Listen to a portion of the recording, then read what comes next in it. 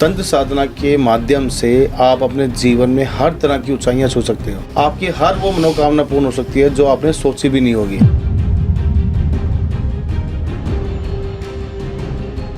किस तरह के गलत इस्तेमाल किए जा सकते हैं तंत्र विद्या सीख के, और उससे क्या क्या नुकसान हो सकते हैं? आज के टाइम पे लोग अपना कपड़ा दे देते हैं। समझ लीजिए अगर आपके शत्रु के हाथ में आपका कपड़ा लग गया तो वो सर्वनाश करने का दम रखेगा। ऐसी तांत्रिक क्रियाएं होती हैं।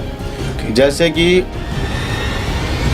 बहुत लोग शिव साधना करते हैं, तो क्या वो शिव साधना करना भी गलत है? एक शिव ही ऐसे भगवान हैं जिनकी पूजा में कोई विधि नहीं चाहिए। आप नहाओ ना हो, गंदे कपड़े पहनो, अच्छे कपड़े पहनो, लेकिन शिव परिवार के साथ। और जो लोगों ने शिव जी की अकेले पूजा करने की कोशिश करी होगी उनके जीवन में हमेशा संकट आएंगे। क्योंकि क्या हमें काल भैरव रूप से डरने की जरूरत है? जब आप इन चीज़ों का सहारा लेते हैं, आप इन नेगेटिव शक्तियों को तृप्त करते हैं, तो ये आदि हो जाती है उन चीज़ों की, और इनका कोई अंत नहीं है। इनको आपको लाइफ टाइम इन चीज़ों की से तृप्त करना पड़ेगा। जिस दिन आपने तृप्त करना छोड़ दिया उस दिन। कुछ तांत्रिक क्लेम करते हैं कि वो कर्ण पिशाचनी और यक्षिणी जैसी एंटिटीज के साथ फिजिकल संबंध करते हैं। जो लोग संभोग करते हैं उनकी इंद्रियां काम करना बंद कर देती हैं। वो मोह माया के गहरे गड्ढे में गिर जाते हैं। अगर कोई तांत्रिक ये सब चीजें कर रहा है तो फिर वो तांत्रिक कहाँ से हो? ये जो मुंडियां घुमाई जाती हैं, जो सर घुमा के मेरे अंदर माता आ गई, मेरे अंदर देवी आ गई, टोटल पाखंड है। बाली के अंदर एक पावर थी कि जो भी उसके सामने आता था तो उसकी आधी पावर खींच लेगा। गलती से हनुमान जी चले गए, बाली के अंदर इतनी शक्ति समा गई कि बाली फटने सा हो गया। और बाली जिसने रावण को कांख में घुमा के 6 महीने चक्कर लगाए थे, उसकी हालत खराब होगी। और यहाँ किस में आ रहे हैं? दांत देखना कभी गुटखा खाते हुए आदमी घर से निकाला हुआ एक मंदिर में बैठ के मंगलवार शनिवार की चौकियां लगा रहा है।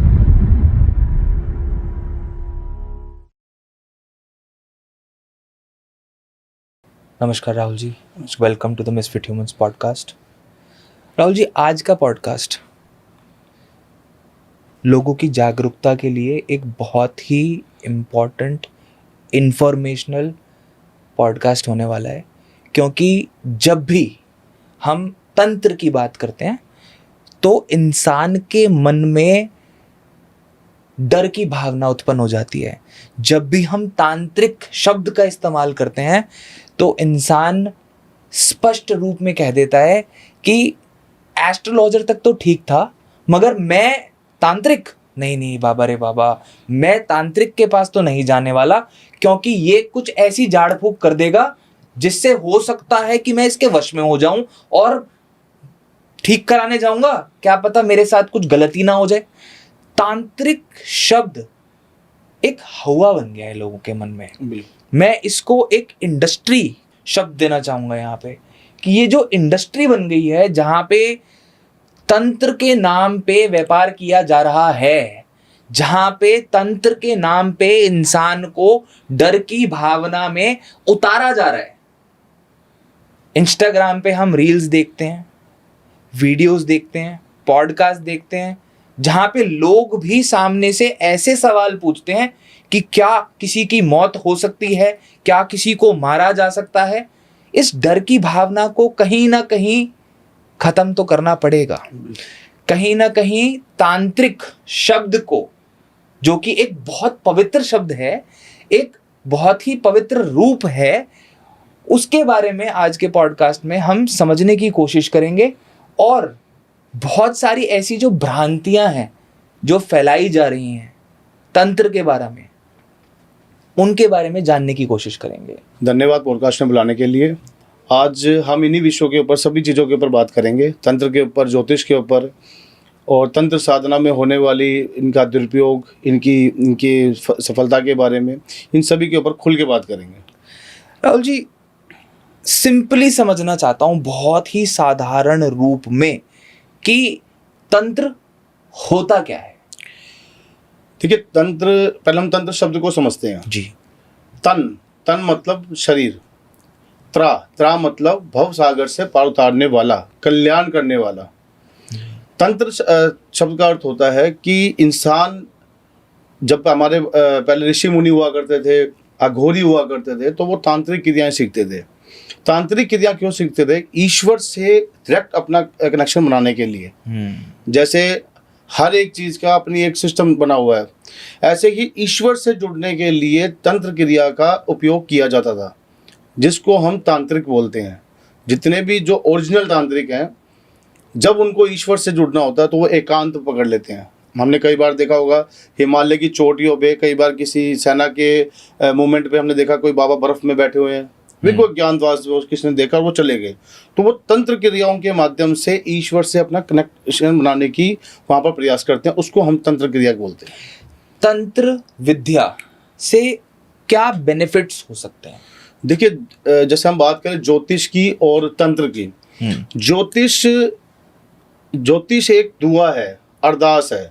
आप मेरे पास आए, आपने मुझे अपनी कुंडली दिखाई, मैंने आपको किसी भी ग्रह का कोई सॉल्यूशन बता दिया।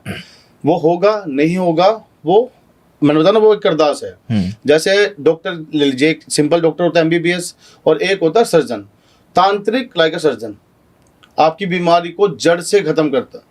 जैसे सर्जन क्या करता है, किसी का कोई समस्या होगी शरीर पे तो उसका ऑपरेशन करके उस बीमारी को जड़ से खत्म कर देता है। वैसे ही तंत्र में इतनी शक्ति है कि वो किसी भी प्रकार की समस्याओं को जड़ से खत्म करने का दम रखती है। कहते हैं कि तंत्र विद्या जिसने प्राप्त कर ली उसके बस में बहुत कुछ होता है। बिल्कुल। और इसके गलत इस्तेमाल भी हो सकते हैं। बिल्कुल। किस तरह के गलत इस्तेमाल किए जा सकते हैं तंत्र विद्या से, तंत्र विद्या सीख के, और उससे क्या क्या नुकसान हो सकते हैं? देखिए, पहले तो मैं आपको बता दूं कि ईश्वर ने जो ये सृष्टि की रचना करी है, ये बहुत बैलेंस से करी है। ऐसा नहीं है कि किसी ने तंत्र सीख लिया वो किसी का कुछ भी बिगाड़ देगा। क्योंकि जब आपको कुछ शक्तियाँ मिलती है तो उसके साथ साथ में आपको बहुत सी ऐसी बाउंडेशन में आपको खुद को रहना पड़ेगा कि आप वो सब चीज़ें नहीं कर सकते हैं। लेकिन उसके बावजूद भी हम देखते हैं कि आज लोगों के ऊपर कई प्रकार की दिक्कतें परेशानियाँ होती है, या तांत्रिक जो है गलत प्रभाव कर सकता है, बिल्कुल कर सकता है। देखिए, पहले हमारे जो बड़े बुजुर्ग थे वो आपको पता होगा कि अपने कपड़े नहीं देने देते थे किसी को। आपने देखा होगा ना कि बड़े बेटे का कपड़े छोटा बेटा पहनता था, बाद में वो कपड़ा पोचा बन के ही निकलता था घर से। अब क्या फैशन बन चुका है, जैसे हम कपड़ा दे देते हैं, अब आपको पता नहीं है ये कपड़े में हमारा पूरा अंश छिपा हुआ है, क्योंकि हमारा पसीना, हमारी एनर्जी सारी ऑब्जर्व करता है। तो जैसे आज के टाइम पे लोग अपना कपड़ा दे देते हैं, समझ लीजिए अगर आपके शत्रु के हाथ में आपका कपड़ा लग गया तो वो सर्वनाश करने का दम रखेगा। ऐसी ऐसी तांत्रिक क्रियाएं होती हैं। जैसे कि मैं एक किस्सा सुनाता हूँ आपको। रामायण के अंदर सब शक्तिमान जो थे वो इंद्रजीत थे जी। उनसे शक्तिशाली कोई नहीं था। वो बहुत बड़े तांत्रिक थे, उनको माया भी कहा जाता था। उन्होंने एक दिन रणभूमि के अंदर एक ऐसी माया रच दी कि हनुमान जी रोने लग गए थे। हनुमान जी को ऐसा प्रतीत हो रहा था कि राम लक्ष्मण दोनों मर गए और सीता जी खुश हैं, तो वो भी रोने लग गए कि मेरे प्रभु ही खत्म हो गए। तब जामवंत जी ने हनुमान जी को चेताया और बताया कि ये मायावी इंद्रजीत की माया है, ये तंत्र है कि भगवान तक को अपने वश में कर लेती है। इसके अगर नेगेटिव के ऊपर जाएंगे तो पूरा समुद्र सा लेख लिखना पड़ जाएगा मुझे। तो ये तंत्र की क्रिया है। एस्ट्रोलॉजी और तंत्र को कहा जाता है कि दोनों ही कनेक्टेड हैं, राइट? और ये भी कहा जाता है कि तंत्र से हम हमारे हॉरोस्कोप में लिखी हुई चीज़ों को भी बदल सकते हैं, अपनी डेस्टिनी को भी चेंज कर सकते हैं। इसमें कितना सच है? इसमें 100% सच्चाई है। देखिए, मैं आपको बताता हूँ, कुंडली के अंदर 7 ग्रह होते हैं। ज़्यादातर लोगों ने सुना होगा 9 ग्रह, लेकिन मैं बताता हूँ 7 ग्रह होते हैं। 2 ग्रह है राहु और केतु, ये छाया ग्रह है, इनको ग्रह की पदवी नहीं है। जैसे कुंडली में जैसे बुध होंगे वैसे राहु होंगे, जैसे बृहस्पति होंगे वैसे केतु होंगे। अब ये तो है ज्योतिष की बात। अब इसको तांत्रिक से जोड़ते हैं कि तंत्र कैसे काम करता है। जिस व्यक्ति की कुंडली में राहु एक्टिव हो जाता है, क्योंकि राहु क्या है, एक राक्षसी ग्रह है। समुद्र मंथन के टाइम पे सबको पता है कैसे इन्होंने छल कपट से और अमृत पी लिया था, जिसकी वजह से इनको वरदान मिल गया था अमर होने का। फिर भगवान विष्णु ने अपने चक्र से इनका गला काट दिया था, जो राहु और केतु बने। राहु और केतु यदि कुंडली के अंदर स्ट्रॉन्ग पोजीशन में बैठे हैं तो ऐसे में जातक के ऊपर किया कराए का योग बनना, ऐसे जातक को नजर दोष लगना, ऐसे जातक के ऊपर जितनी भी ऊपरी बलाएं होती हैं वो लगनी चालू हो जाती हैं। तो जब कुंडली में ऐसे योग बन जाते हैं तो उसको आप ज्योतिष के माध्यम से ख़त्म नहीं कर सकते हो। जैसे कि मैं एक छोटा सा एग्जांपल देता हूँ। शरीर में बहुत सी बीमारियां हैं जो मेडिसिन से ठीक हो जाती है, लेकिन कुछ बीमारियां ऐसी है जिनके लिए आपको ऑपरेशन ही करना पड़ेगा। राइट। तो तंत्र वहां काम आता है, तंत्र वहां काम आता है। जैसे फिर मैं रामायण का जिक्र करूंगा कि रावण ने 9 के 9 ग्रहों को बांध के अपने घर में बांध लिया था। किसकी वजह से? तंत्र। क्योंकि भगवान शिव का बहुत बड़ा भक्त था। भगवान शिव से उन्होंने ऐसी ऐसी सिद्धियां और ऐसी ऐसी शक्तियां तंत्र के माध्यम से प्राप्त कर चुके थे कि तीनों लोक उनके अधीन आ गए थे। तंत्र की जब भी बात होती है तो भगवान शिव की बात ना हो ऐसा हो ही नहीं सकता। तंत्र से भगवान शिव का बहुत गहरा कनेक्शन है, मगर सिर्फ भगवान शिव को ही तंत्र से क्यों जोड़ा जाता है? विष्णु जी और ब्रह्मा जी को क्यों नहीं जोड़ा जाता? देखिए, जब त्रिमूर्ति की बात आती है तो मैं यहाँ पर एक चीज और ऐड करूंगा। भगवान विष्णु को, भगवान ब्रह्मा जी को, भगवान शिव जी को भी जाना पड़ेगा। ये सृष्टि का नियम है। ये बहुत गहराई से सोचने वाली बात है। इसका अर्थ ये नहीं है कि ये तीनों कमजोर हैं। समझते हैं हम बात को ना, इसको क्लियर करते हैं। ब्रह्मा जी का काम है सृष्टि की रचना करना, यानी कि जितनी भी जो भी चीजें पैदा होती हैं, जो चीजें नई नई आ रही हैं, वो सब ब्रह्मा जी की देन है। उनका पालन पोषण करना भगवान विष्णु के अधिकार क्षेत्र में आता है, लेकिन संहार करना भगवान शंकर के हाथ में है। जो संहार करता है, जो संहार करता है वो भगवान शंकर है। जो भूतों के भूत हैं, जिनके बारे में वर्णन किया गया शास्त्रों में कि अगर इस दुनिया में सबसे कुरूप कोई चीज होगी तो भगवान शिव है, और अगर इस दुनिया में सबसे सुंदर कोई चीज होगी, चंद्रशेखर जैसा रूप होगा, तो वो भगवान शिव है। यानी कि अणु से परमाणु भगवान शिव है। आप कभी शिवलिंग को देखना, जिन्होंने परमाणु बम बनाया था उन्होंने अपनी थ्योरी में लिखा था ये चीज। शिवलिंग का कभी आकार देखना, वो ऊपर से ऐसे फिर फैलती है और फिर नीचे से और जाती है। ये हमारा जो है ना पूरा गैलेक्सी है, हमारी पूरा ब्रह्मांड है ये हमारा। ये कभी नष्ट नहीं होगा, ये पैदा होगा, बनेगा, टूटेगा। इसलिए जितनी भी शक्तियां हैं, जितनी भी पावर्स है पूरे ब्रह्मांड में, यूनिवर्सल में, वो सबके अधिपति देवता भगवान शंकर हैं। इसके पीछे एक और रीजन आता है। भगवान शंकर ने जब माता पार्वती दुखी हो गई थी, बार बार जन्म ले लेकर के भगवान को नहीं प्राप्त कर पा रही थी, तो भगवान शंकर ने अर्धनारीश्वर का रूप ले लिया था, जिससे कि उनके अंदर जो है आदि शक्ति समा गई थी, जिसके कारण उनके संहार की पावर, निर्माता की पावर और पालन पोषण की पावर तीनों की आ गई।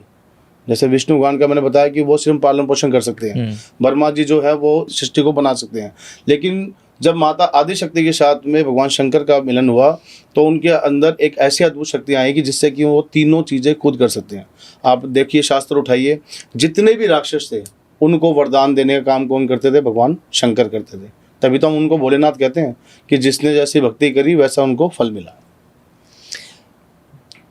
भगवान शंकर की जब भी बात हुई तब डुअलिटी की बात होती है। हम एक तरफ कहते हैं कि शिव के 2 डिफरेंट रूप हैं, 2 अलग अलग दुनियाएं हैं।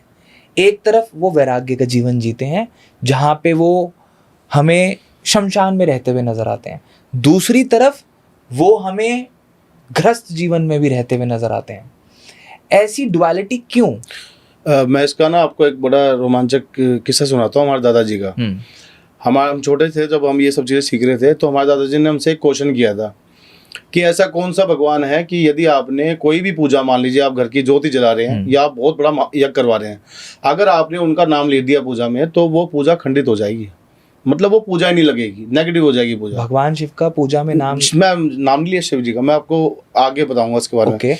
मतलब ऐसा कौन सा भगवान है कि अगर आपने घर में भी पूजा करी और उनका नाम ले दिया तो पूजा खंडित हो जाएगी।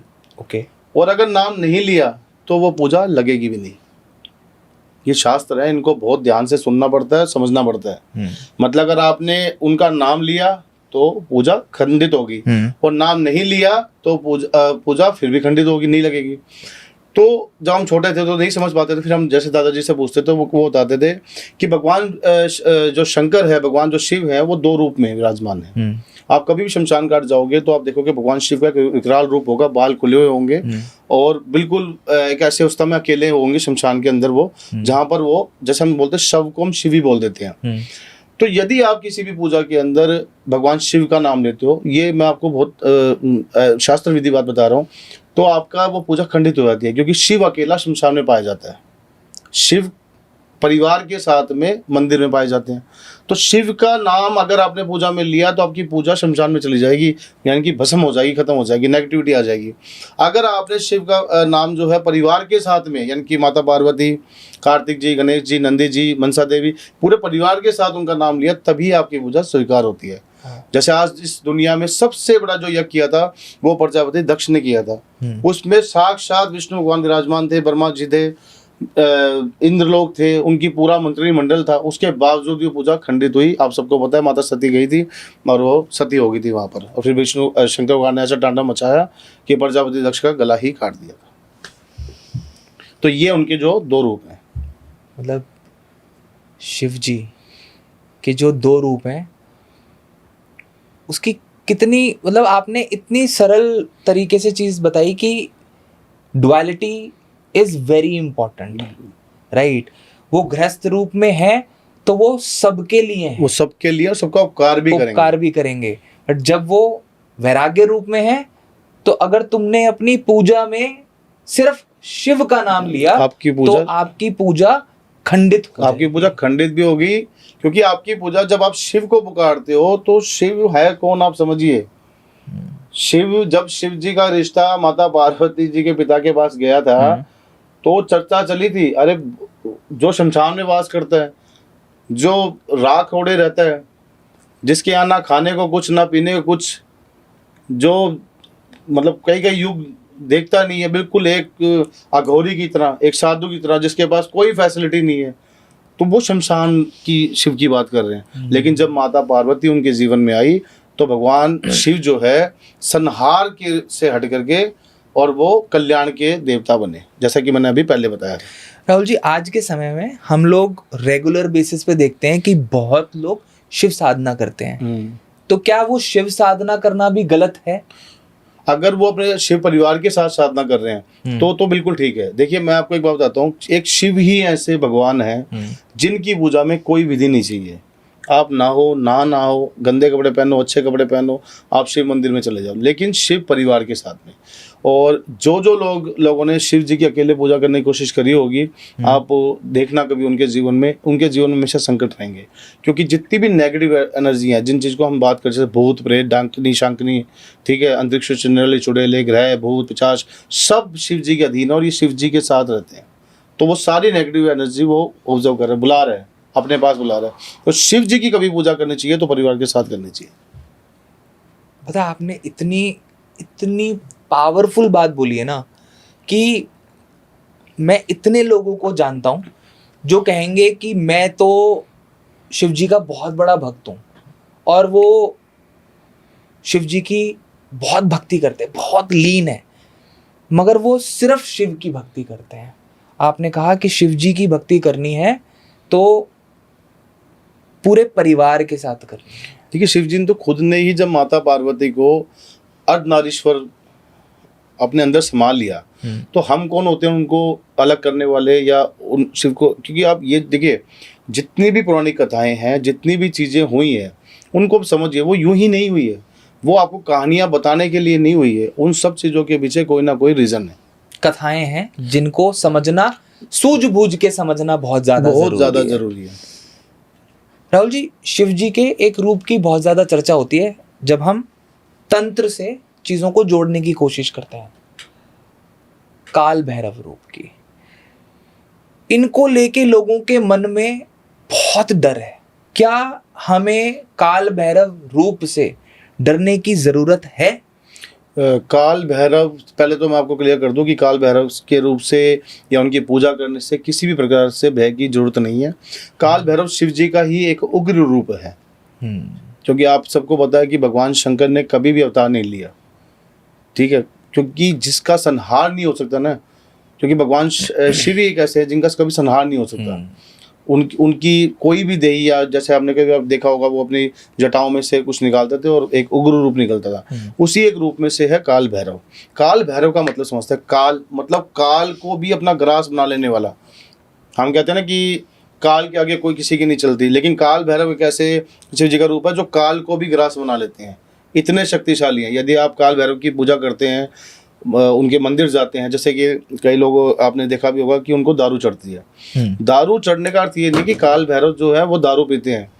दारू एक नेगेटिव चीज में हम मानते हैं और हम अपनी नेगेटिविटी, अपनी नकारात्मक ऊर्जा जो है काल भैरव के आगे चढ़ा देते हैं।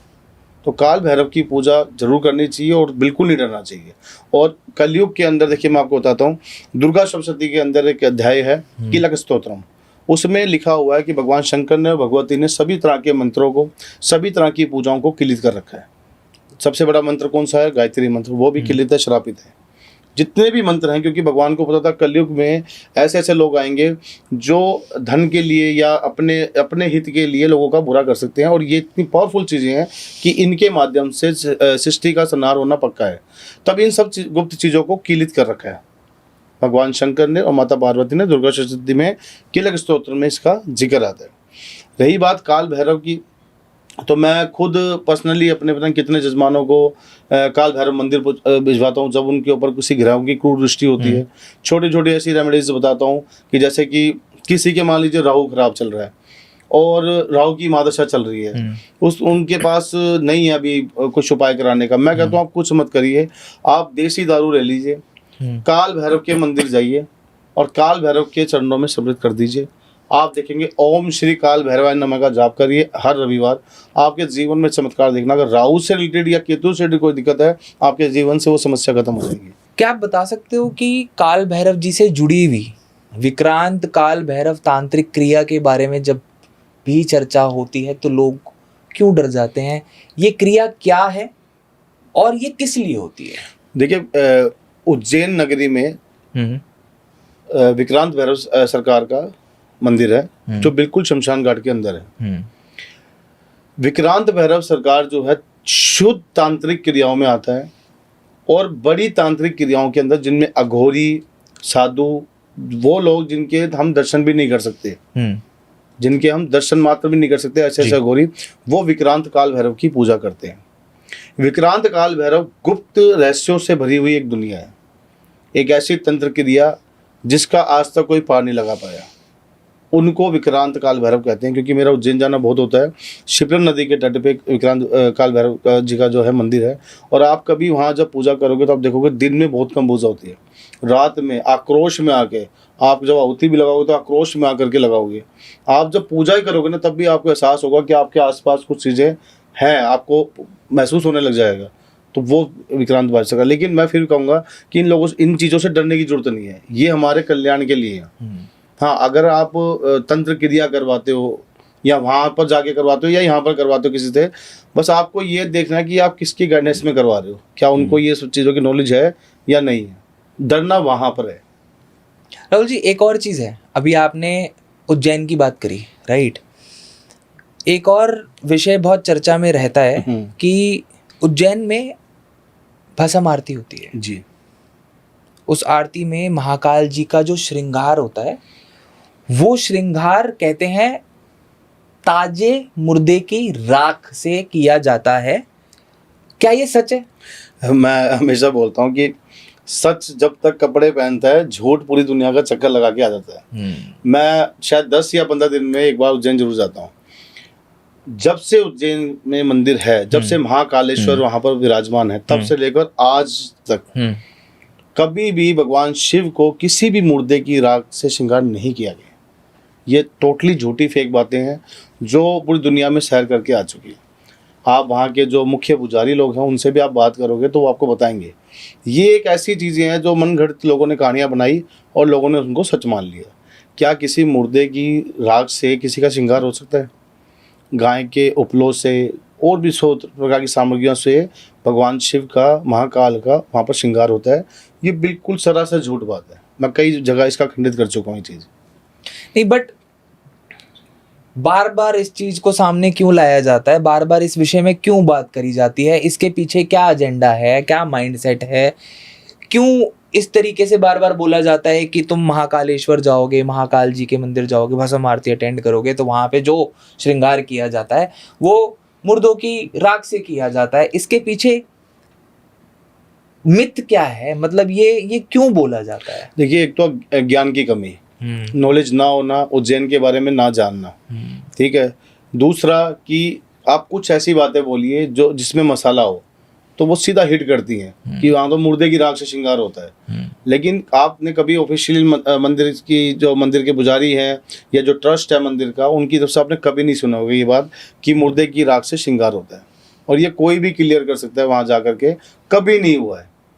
भगवान महाकालेश्वर को रोजाना ताजी जो राख होती है उनका श्रृंगार जरूर होता है, लेकिन उसमें मुर्दे का कोई जिक्र नहीं है, शमशान की राख भी नहीं आती।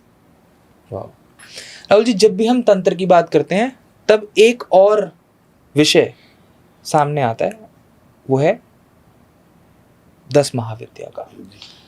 10 महाविद्या क्या रिप्रेजेंट करती है and why is it always associated with तंत्र विद्याज एंड तंत्र रिचुअल्स? देखिए, इसका मैं जवाब ये दूंगा कि दुर्गा सप्तशती में जब रक्त बीज नाम के एक असुर का वध नहीं कर पा रहे होते हैं युद्ध भूमि में, माँ रण चंडिका जब रण में विचरण कर रही होती है, तो वहाँ पर उस समय कुमार की शक्ति, माता कुमार की शक्ति भी वहाँ पर होती है, विष्णु की विष्णुदेव शक्ति वहाँ पर होती है, शिवदूती होती है, चंडिका, दुर्गा, अनेकों रूप में माता विराजमान होती है। जब सभी शक्तियाँ उन पर पृथक पृथक वार करती है तो उनके शरीर से रक्त की खून पृथ्वी पर गिरती है और उन्हीं के समान एक और रक्त बीज पैदा हो जाता है। और ऐसे सैकड़ों रक्त बीज हो गए थे। जैसे अभी हमने 10 महाविद्याओं की बात करी, प्रत्येक शक्ति का अपना एक दायित्व है, प्रत्येक शक्ति का अपना एक कार्य है। हम सबसे ज़्यादा 10 महाविद्याओं में 5वें नंबर की माँ बंगलामुखी की ज़्यादा जिक्र करते हैं। क्यों करते हैं? क्योंकि जब हम इनके गुण देखेंगे 10 महाविद्याओं के, तो संपूर्ण गुण जो किसी एक देवी में मिलेंगे वो माँ बंगलामुखी मिलेंगे। जैसे मैंने बताया कि रक्त बीज को जब माता, ऐसा नहीं है कि दुर्गा माता नहीं मार पाई, तो क्या दुर्गा माता कमज़ोर थी? हर किसी का अपना एक नेचर था, अपनी एक चीज़ थी जिसके कारण वो मैंने बताया ना, शक्ति हमेशा किसी न किसी चीज़ में फाउंडेशन में बंधी होती है, वो अपनी लिमिट क्रॉस नहीं कर सकती। तब चंडिका उग्र, कहते हैं सैकड़ों गीदड़ों की भांति, जिसको जो 10 महाविद्याओं की हम बात कर रहे हैं, इन 10 महाविद्याओं की शक्ति एक हो गई, यानी कि ये दुनिया की नज़र में 10 है, वैसे ये एक है। और उग्र, तो दुर्गा सप्तशती में लिखा है कि हजारों सैकड़ों गीदड़ों की और चमगादड़ों की भांति आवाज करने वाले की उग्र महाशक्ति प्रकट हुई, और उसने उत्तम मधु का पान, यानी कि जिसको आज हम दारू बोल देते हैं, उत्तम मधु का पान करते हुए, और उन्होंने बहुत जोर से वो हंसी और हंस के और रक्त बीज को पकड़ा और अपने मुख में ले जा करके उसको कच्चा चबा गई, और जो उसका रक्त जब गले में गया, उससे जो रक्त बीज हुआ उनको भी वो चट कर गई। तो 10 महाविद्याओं का ये सार है। तंत्र क्रियाओं के अंदर माँ के अधीन ही सब चीज़ें आती हैं। 10 महाविद्याओं का अलग अलग रूप है अगर हम बात करेंगे, लेकिन फिर मैं कहूँगा कि ये 10 किन के लिए है। जैसे मैं यहाँ एक छोटी सी चीज़ कोट करना चाहता हूँ। आपने सुना होगा कि भगवान कृष्ण ने गीता सुनाई थी। किसको सुनाई थी? भगवान कृष्ण ने गीता किसको सुनाई थी? हम सब बोलते हैं अर्जुन को सुनाई थी रणभूमि के अंदर। ऐसा नहीं है। भगवान कृष्ण ने आज से 12,000 करोड़ साल पहले सूर्यदेव को सुनाई थी, उससे पहले ब्रह्मा जी को सुनाई थी। अब आप कहोगे कृष्ण जी का तो जन्म ही नहीं था इतना। एग्जैक्टली है ना। देखिए, ये ब्रह्मांड, ये यूनिवर्सल, अगर हम आज अपने ब्रह्मांड से, पृथ्वी से और ब्रह्मांड से बाहर निकलेंगे ना, लाइट्स की स्पीड से, मतलब लाइट से तक तो स्पीड ही नहीं है, तो भी हमें कई करोड़ों साल लग जाएंगे इस गैलेक्सी से बाहर निकलने के लिए। और कहते हैं कि शास्त्र में लिखा हुआ कि विष्णु भगवान के हर एक श्वास में एक ब्रह्मांड बनता है। विष्णु भगवान के हर एक, पता नहीं कहाँ कितने कृष्ण पैदा हो रहे हैं, कितने रावण मारे जा रहे हैं, कितने कंस पैदा हो रहे हैं, कितनी जगह सृष्टि विनाश हो रखी है, कितनी जगह उदय हो रखी है। इसका एक छोटा सा उदाहरण है। जब काल भगवान राम को लेने आए थे, तब भगवान राम को पता था कि हनुमान जी उनको नहीं ले जाने देंगे। तब उन्होंने अपनी अंगूठी निकाल के पताल में फेंक दी थी और हनुमान जी से कहा था कि आप ये मेरी अंगूठी ले आइए। हनुमान जी ने सूक्ष्म रूप धारण करके जब पतालोक में गए तो वहाँ देखा कि अंगूठियों का पहाड़ लगा हुआ है। तब वहाँ पर जो पहरेदार था, जो नागलोक था, तो नाग देवता उनको देख के हंस पड़े, कह रहे फिर आ गए हनुमान जी। तो वो कहते प्रभु मैं समझा नहीं, कह रहे जाओ फिर ऊपर। वो अंगूठी जो छोड़ के जब उन्होंने देखा भाई मेरे को तो मिल रही कौन सी अंगूठी है, जब वो ऊपर गए तो पता चला कि राम जी, लक्ष्मण जी, सीता जी और सभी जो उनके साथ आए हुए थे सभी वापसी बैकुंठ धाम में जा चुके हैं। तो ये हमारे लिए ये सब चीज़ें, जन्म मरण, वो कृष्ण जी पैदा हो गए, राम जी हो गए, कल्कि जी होंगे, ये सब चीज़ें यूनिवर्सल में चल रही है। आपको क्या लगता है कि ये जो जितने भी ग्रह हैं और अब तो साइंस ये मानते होते हैं कितनी मल्टीपल राइट, गैलेक्सी होंगी, बहुत ठीक है? पैरेलल यूनिवर्स के बारे में भी बात करते हैं हम तो लोग। आपको क्या लगता है ये सब वेस्ट है? ईंट रोड़े पत्थर बर्फ से इनसे ही बनी हुई है क्या? एक हम ही ऐसी सभ्यता है जो इतने छोटे से ग्रह पे रह रहे हैं? ये जब हम शास्त्र पढ़ेंगे ना तब हमारा दिमाग चकरा जाएगा, हमें पता लगेगा ये शक्तियाँ क्या है और कैसे काम करती हैं। लोग उपायों की बात करते हैं, शास्त्रार्थ की बात करते ही नहीं जी है। बिल्कुल जब भी तंत्र विद्या की बात होती है, किसी भी तरीके की बात होती है, तो उससे डर को जोड़ दिया जाता है। बिल्कुल। सत्य और सच्चाई के बारे में बात करता ही नहीं है मैं इंसान। तो ऐसे ऐसे रेमेडीज सुनता हूँ कि मेरे को खुद को हंसी आ जाती है, क्योंकि उसमें कहीं से भी ज्योतिष तो नहीं होती है, बस उपाय के नाम पे। जैसे अभी मैं किसी का सुन रहा था, वो कहते छोले कुलचे खाने चाहिए। हाँ, ये रील मैंने भी देखी थी, और उन्होंने बोला कि अगर आपका शुक्र खराब है तो आपको छोले कुलचे नहीं खाने चाहिए। मैंने कहा, मैं मन में सोचूं, मैंने कहा ये क्या बोल रहे हैं? सफेद चीज का आपको अवॉइड करना पड़ेगा और ये करना पड़ेगा, वो करना पड़ेगा, मतलब छोले सर, कुलचे नहीं ये खाने इतने चाहिए। बेशरम लोग हैं, इनको नॉलेज नहीं है। शुक्र भगवान के लिए क्या बोला जाता है कि आप अपने हस्बैंड के साथ बैठ के दारू पीजिए, आपका शुक्र ठीक हो जाएगा। आपको पता है शुक्र कौन थे?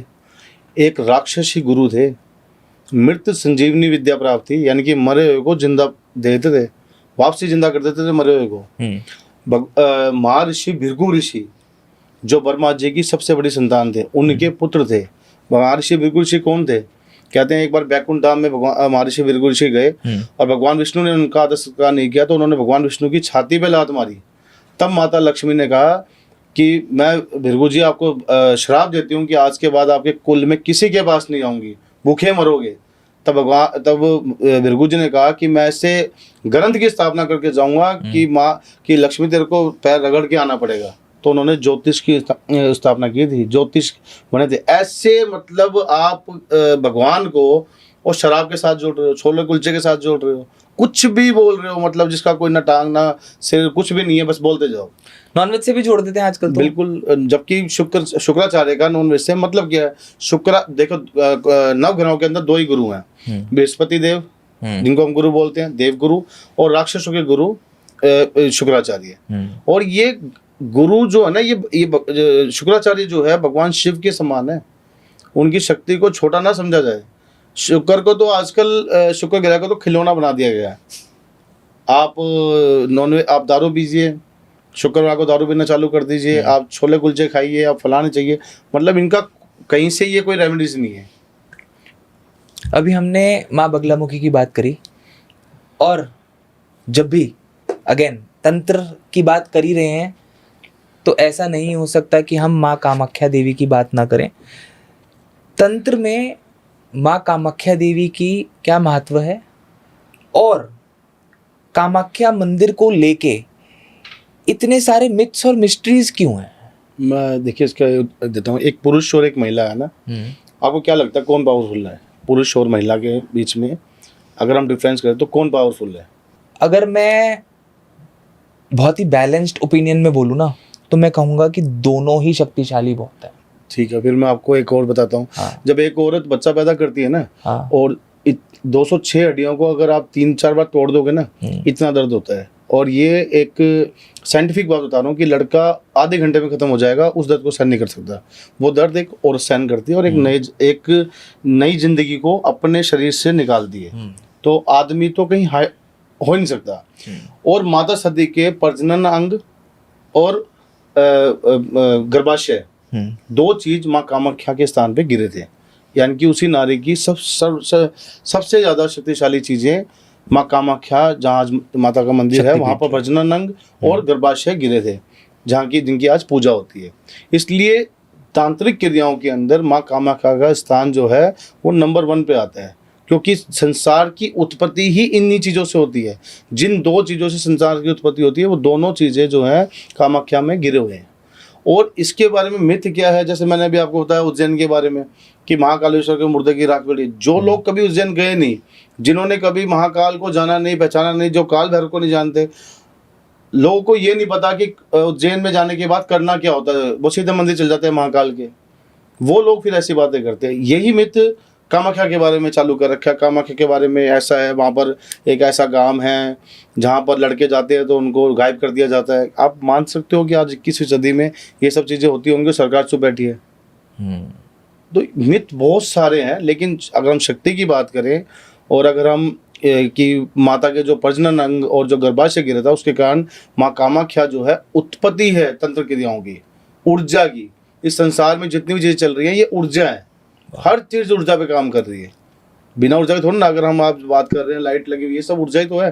तो वो ऊर्जा का जो संसार है वो कामाख्या से चलता है, इसलिए तंत्र क्रिया की पहली सीढ़ी कामाख्या है और आखिरी सीढ़ी कामाख्या है। माँ बंगलामुखी है, माँ बंगलामुखी का मतलब है विजय प्राप्त करना, शत्रुओं पर विजय प्राप्त करना, दुश्मनों का नाश करना। माँ कामाख्या का मतलब है मोक्ष की प्राप्ति, दिव्य ज्ञान की प्राप्ति। हर देवी का अपना अलग अलग चरित्र है।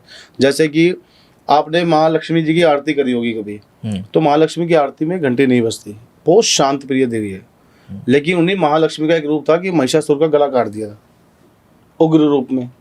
जैसे मैं एक चीज़ और कोट करूँगा यहाँ पर, कई लोग नॉन वेज को खाना सही बोलते हैं, कई लोग गलत बोलते हैं। मेरा इसके ऊपर एक अलग ही तर्क है मेरा खुद का, कि देखिए कोई भी चीज़ है ना गलत नहीं है इस दुनिया में। आपको पता है कि माँ कामाख्या में भैंसा चढ़ता है क्योंकि वो उग्र रूप है। माँ तारा पीठ को चढ़ता है, राजस्थान में जीण माता में चढ़ता है, कलकत्ता में काली माता को चढ़ता है, भैरव बाबा को चढ़ता है। लेकिन अगर हम इसको सही और गलत की इसकी डेफिनेशन पे आ जाए ना, और अगर हम साइंटिफिक बात करें तो भारत के जितने भी पहाड़ी क्षेत्र हैं, मरुस्थल क्षेत्र हैं, जहां पर पानी कम होता था या फिर उस टाइम पे खेती करने की जगह नहीं होती थी, वो सब मांसाहारी हैं। तर्क ये है। जैसे यूरोप की कंट्री में क्या होता ही नहीं था। अब तो साइंस इतनी ज़्यादा आ गई कि आप चाहे आप राजस्थान के अंदर चाहे आप चावल उगा लो। तो कई चीज़ों को मैं क्लियर करता हूँ कि खान पीन से किसी को आप जस्टिफाई नहीं कर सकते हो, किसी भी इंसान को। राहुल जी, मैं बहुत बार इस चीज़ को कोट करता हूँ, दलाई लामा को अमेरिका बुलाया गया, बहुत पूजनीय हैं वो, तिब्बतन मॉन्क्स में से सबसे, बुद्धिज़्म के अंदर उनको सबसे ज़्यादा बड़ी उपाधि दी गई है, उनको सबसे ज़्यादा माना गया है। तो उनको जब अमेरिका में अमेरिका के राष्ट्रपति के साथ डिनर के लिए बुलाया गया तो वहाँ पे वो बैठ के डिनर करने लगे। तो वहाँ पे भिन्न भिन्न प्रकार के व्यंजन रखे थे, वेज भी था, नॉन वेज भी था, मल्टीपल चीज़ें थी। तो प्रेसिडेंट ने उनको बोला कि आप शुरू कीजिए। तो नॉन वेज रखा तो उन्होंने बोला कि मुझे नॉन वेज सर्व करो। तो बोले आप तो बुद्धिस्ट मॉन्क हो, आप तो वेजिटेरियन खाते होगे, हमने तो आपके लिए वेजिटेरियन की वैरायटी बनाई है। तो बोले I am a Tibetan monk. बिल्कुल कह रहे हम याक मीट खाते हैं, हम नॉन वेज खाते हैं, हम प्योर वेजिटेरियन हो ही नहीं सकते, हमारे वहाँ पे वो चीज़ है ही नहीं। बिल्कुल बिल्कुल। मेरी मदर उत्तराखंड से है, उनकी साइड में बलि प्रथा आज से नहीं है, बहुत टाइम से है। बिल्कुल। आप गोवा साइड जाओ, वहाँ पे मछली चढ़ाई जाती है। कलकत्ता साइड के अंदर वहाँ पे बलि प्रथा आज भी है। बिल्कुल। स्वामी विवेकानंद जी जो थे वो सबको तो बंगाल से थे। उनके जो गुरु थे रामकृष्ण परमहंस, जिनको हम कहते हैं कि उनको माता काली के दर्शन प्राप्त हुए थे, तो वो लोग मच्छी खाते थे। और देखिए मैं एक बात और बोलता हूँ, अगर खान पीन से आप किसी को, देखिए दुर्गा सप्तशती में एक बात लिखी है कि राजा सूरत को जब उन्हीं के भेदी मंत्रियों ने और दूसरी सेना ने आक्रमण करके जब उनका राज्य छीन लिया, तो राजा सूरत एक जंगल में चले गए अपने घोड़े के साथ में, और वो था मेधा मुनि जी का आश्रम। मेधा मुनि जी ऐसे ऋषि थे जो जिनके यहाँ हिंसक जीव भी शांति भाव से रहते थे। और वहीं पे एक वेश्या यानी कि बनिया था, समाधि नाम का, समाधि नाम का राजा वेश्या था। तो जब ये दोनों आपस में मिले तो राजा सूरत ने बताया भाई मेरा तो राज्य छीन लिया गया है, अब मेरे पास तो कुछ नहीं है, लेकिन फिर भी मैं टेंशन लेता हूँ कि मेरा हाथी कैसा होगा, मेरा खजाना खा जाएंगे, मेरे लोगों पे अत्याचार करते होंगे। तो जो बनिया था वो कहता कि जी मुझे ये टेंशन है कि मेरे धन के लालच में मेरी स्त्री ने, मेरी बच्चों ने मुझे घर से निकाल दिया। तो वो दोनों गए मेधा मुनि जी के आश्रम में और कहने लगे कि हम लोग समझदार होते हुए भी मूर्खों जैसी हरकतें कर रहे हैं, इनका राज्य चले गया, इनको पता है कि वो जा ही चुका है, तो भी इनको चिंता हो रही है, और इनको और मेरे साथ ये है कि मेरे बीवी बच्चों ने मुझे निकाल दिया, तो मुझे इसकी चिंता हो रही है। जिन लोगों ने मुझे धन के लालच में निकाला उनके प्रति मेरा प्रेम है। तब मेधा मुनि जी बहुत अच्छी बात बोलते हैं कि इस चराचर जीव में सभी पशु पक्षी जानवर इंसान सभी समझदार होते हैं। ऐसा नहीं है कि सिर्फ मनुष्य ही समझदार है। वो कहते हैं इस पक्षी को देखो, ये कितनी चाव से अन्न का दाना चोंच में डाल करके अपने बच्चों को खिला रही है। यानी कि बुद्धि सब में है। जब एक मान लीजिए एक बाघ, एक टाइगर जब एक शिकार करता है तो वो हो सकता है एक माँ का शिकार कर ले, जो नवजात बच्चा वैसे ही मर जाएगा, या माँ के सामने बच्चे का शिकार कर ले। प्राकृतिक तो सबके लिए एक है, राइट। भगवान में तो कोई डिफरेंस नहीं है, लेकिन भगवान ने बैलेंस बनाया है। हर तरह की चीज़ बनाई है भगवान ने, अच्छी बुरी, पॉजिटिव काम करने वाली, नेगेटिव काम करने वाली भी, ऊर्जाएं हर तरह की है। अगर तलवार बनी है तो परमाणु भी बना है, ठीक है ना। तो शक्तियाँ हर प्रकार से काम करती है। उसको आप ईश्वर के साथ जोड़ के किसी भी खाने पीने को नहीं देखना चाहिए। अगर ऐसा होता तो आज 800 करोड़ लोगों में कम से कम 550 करोड़ लोग नॉन वेजिटेरियन है, तो उनको तो आज मर जाना चाहिए था, सारे ग्रह उनके खराब हो जाने चाहिए था।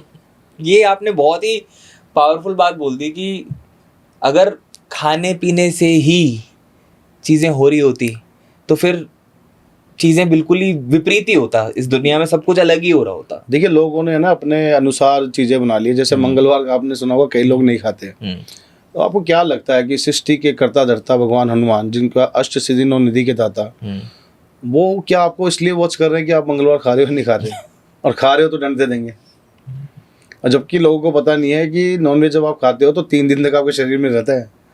तो ये सब मिथ तो हमारे यहाँ बहुत चलता है। सच से ज़्यादा, जब तक मैं कहता हूँ ना सच कपड़े पहन रहा होता है, इतने में तो झूठ पूरी दुनिया का चक्कर लगा के आ चुका होता है। और इसलिए लोग दुखी है, क्योंकि वो सत्य को जानना नहीं चाहते। वो इन रेमेडीज में चले गए हैं, वो उपायों के नाम पे कुछ भी उल जुलूल बातों के ऊपर जा चुके हैं, जिनका कोई दूर शास्त्रों से कोई मतलब ही नहीं है। आपने इतनी अच्छी बात बोली। हम अभी तंत्र की बात करें तो आपने कहा कि तंत्र इतना पवित्र है कि अगर एक इंसान तंत्र को सही तरह से उसका इस्तेमाल करे तो वो सेल्फ ग्रोथ के लिए सबसे ज़्यादा पावरफुल चीज़ हो सकती है। क्योंकि एक ऐसी विद्या जो कि देवियों देवताओं की साधना करने से प्राप्त होती है, जहाँ पे हम माँ काली की बात कर रहे हैं, माँ कामाख्या की बात कर रहे हैं, माँ बगलामुखी की बात कर रहे हैं, स्वयं शिव जी की बात कर रहे हैं, उस विद्या को लेके एक इंसान कितनी सेल्फ ग्रोथ कर सकता है, कितना कुछ कर सकता है जीवन में। मगर ऐसा क्यों है कि सेल्फ ग्रोथ की ना सोचते हुए इंसान तंत्र विद्या सीखने के बाद बदले की भावना से सामने नजर आता है। ज्यादातर इंसान तंत्र मंत्र से वश यानी लोगों को कंट्रोल करने की कोशिश करता है। इसको इंसान गलत क्यों समझ रहा है, इन तरीकों का गलत इस्तेमाल क्यों कर रहा है, जबकि it is such a beautiful tool of self growth. देखिए ये मानसिकता रहती है हम इंसानों की कि हम लोग अपना जब अच्छा नहीं करते तो दूसरों का बुरा तो कर ही देते हैं। ठीक है, तंत्र साधना को समझिए यही समझा गया है कि हम किसी का सर्वनाश कर लें। जैसे कि अभी आप जैसे बता रहे थे, तंत्र साधना के माध्यम से आप अपने जीवन में हर तरह की ऊंचाइयां छू सकते हो। आपकी हर वो मनोकामना पूर्ण हो सकती है जो आपने सोची भी नहीं होगी। तंत्र का मतलब मैंने बताया ना कि फास्ट रिजल्ट। भगवान ने तंत्र साधना क्यों बनाई, तंत्र साधना होती क्यों है, आज बड़े बड़े ऋषि महामुनि जिन्होंने इसकी स्थापना करी, इन चीज़ों को धरती पे लेकर के आए, इन शास्त्रों को लेके आए, इनके माध्यम से सीधा भगवान से कनेक्ट हो जाना। लेकिन लोग मिसयूज़ क्यों करते हैं, उनको लगता है कि मैं किसी को वश में करके और किसी से अपना काम निकलवा लूँ। जबकि मैंने वशीकरण का सीधा सा उदाहरण दे रखा है कि देखिए वशीकरण जब ही किसी पे काम करेगा जब कि करने और कराने वाले की नीयत अच्छी हो। दूसरा कि सामने वाले, जैसे हमारे शरीर के अंदर 9 इंद्रियां होती है, उसी एक इंद्री का नाम है मन की इंद्री। अब आपके मन की इंद्री में मान लीजिए आपके सिस्टर के लिए एक अलग प्यार है, भाई के लिए अलग प्यार है, बीवी के लिए अलग प्यार है, सबके लिए अलग अलग भाव उत्पन्न है।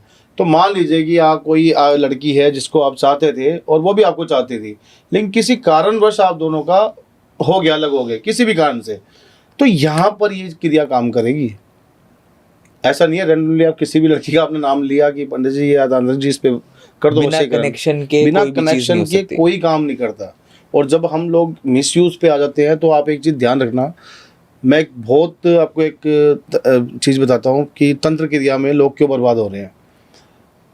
मेरे पास एक केस आया था, उसका जिक्र करता हूँ मैं आपके आगे। तो उसने आज 3-4 साल पहले किसी पे कुछ करवाया होगा, कर दिया होगा किसी ने। बट बाद में उसके नेगेटिव रिजल्ट आने लग गए। तो सुख दी। हाँ वो आता है। देखिए आप जिन शक्तियों का सहारा ले रहे हैं, आप शब्द जो ना कभी खत्म नहीं होता, पूरे यूनिवर्सल में घूमेगा ये साउंड, कभी खत्म नहीं होता। जब आप इन चीज़ों का सहारा लेते हैं, आप इन नेगेटिव शक्तियों को तृप्त करते हैं, चाहे वो आप कैसे माँ से कर रहे हो, चाहे आप पूजा के माध्यम से कर रहे हो, हवन की पत्ती से कर रहे हो, तो ये आदी हो जाती है उन चीज़ों की, और इनका कोई अंत नहीं है। इनको आपको लाइफ टाइम इन चीज़ों की से तृप्त करना पड़ेगा, चाहे माँ बंगला मुखी की 64 योगनियाँ हो जाए, इनको आपको तृप्त करना पड़ेगा। जिस दिन आपने तृप्त करना छोड़ दिया, उस दिन फिर ये आपका भक्षण करना चालू कर देंगे। ये बिल्कुल वैसे ही काम करती है जैसे एक बहुत बड़ा गुंडा होता है। अगर आप उनसे जब तक काम करवा रहे हो, उनको भर रहे हो, ठीक है, नहीं तो फिर वो बाद में आपको ही मारेगा। तो ये जो लोग किसी पे गलत कराने की मंशा रखते हैं, ये इस चीज़ से सावधान रह जाएं कि देखिए पहले राजा महाराजा सेठ लोग, बड़े बड़े लोग तांत्रिक लोगों को अपने पास रखते थे, काम करवाते थे, तो वो जीवन भर तक उनके साथ जुड़े रहते थे। हाँ, आप अपना अच्छा करवाइए, अपने लिए अच्छा करिए। आप पे कोई गलत चीज़ होगी है, नेगेटिव चीज़ है, या आपको अपने लाइफ में आगे बढ़ना है, आप अपनी ग्रो करनी है, अपने किसी रिलेशन को या अपने फैमिली को सही करना है, तो उसमें आप ध्यान दीजिए। दूसरों को अगर आप सोच रहे हो मैं बर्बाद कर दूं, तो वो काल चक्र है, घूम के जरूर आएगा और उसके लपेटे में आप आओगे। कि वो वाली बात है कि अगर तुमने हाथी पाल लिया तो उसको गन्ना तो तुम्हें खिलाना ही पड़ेगा।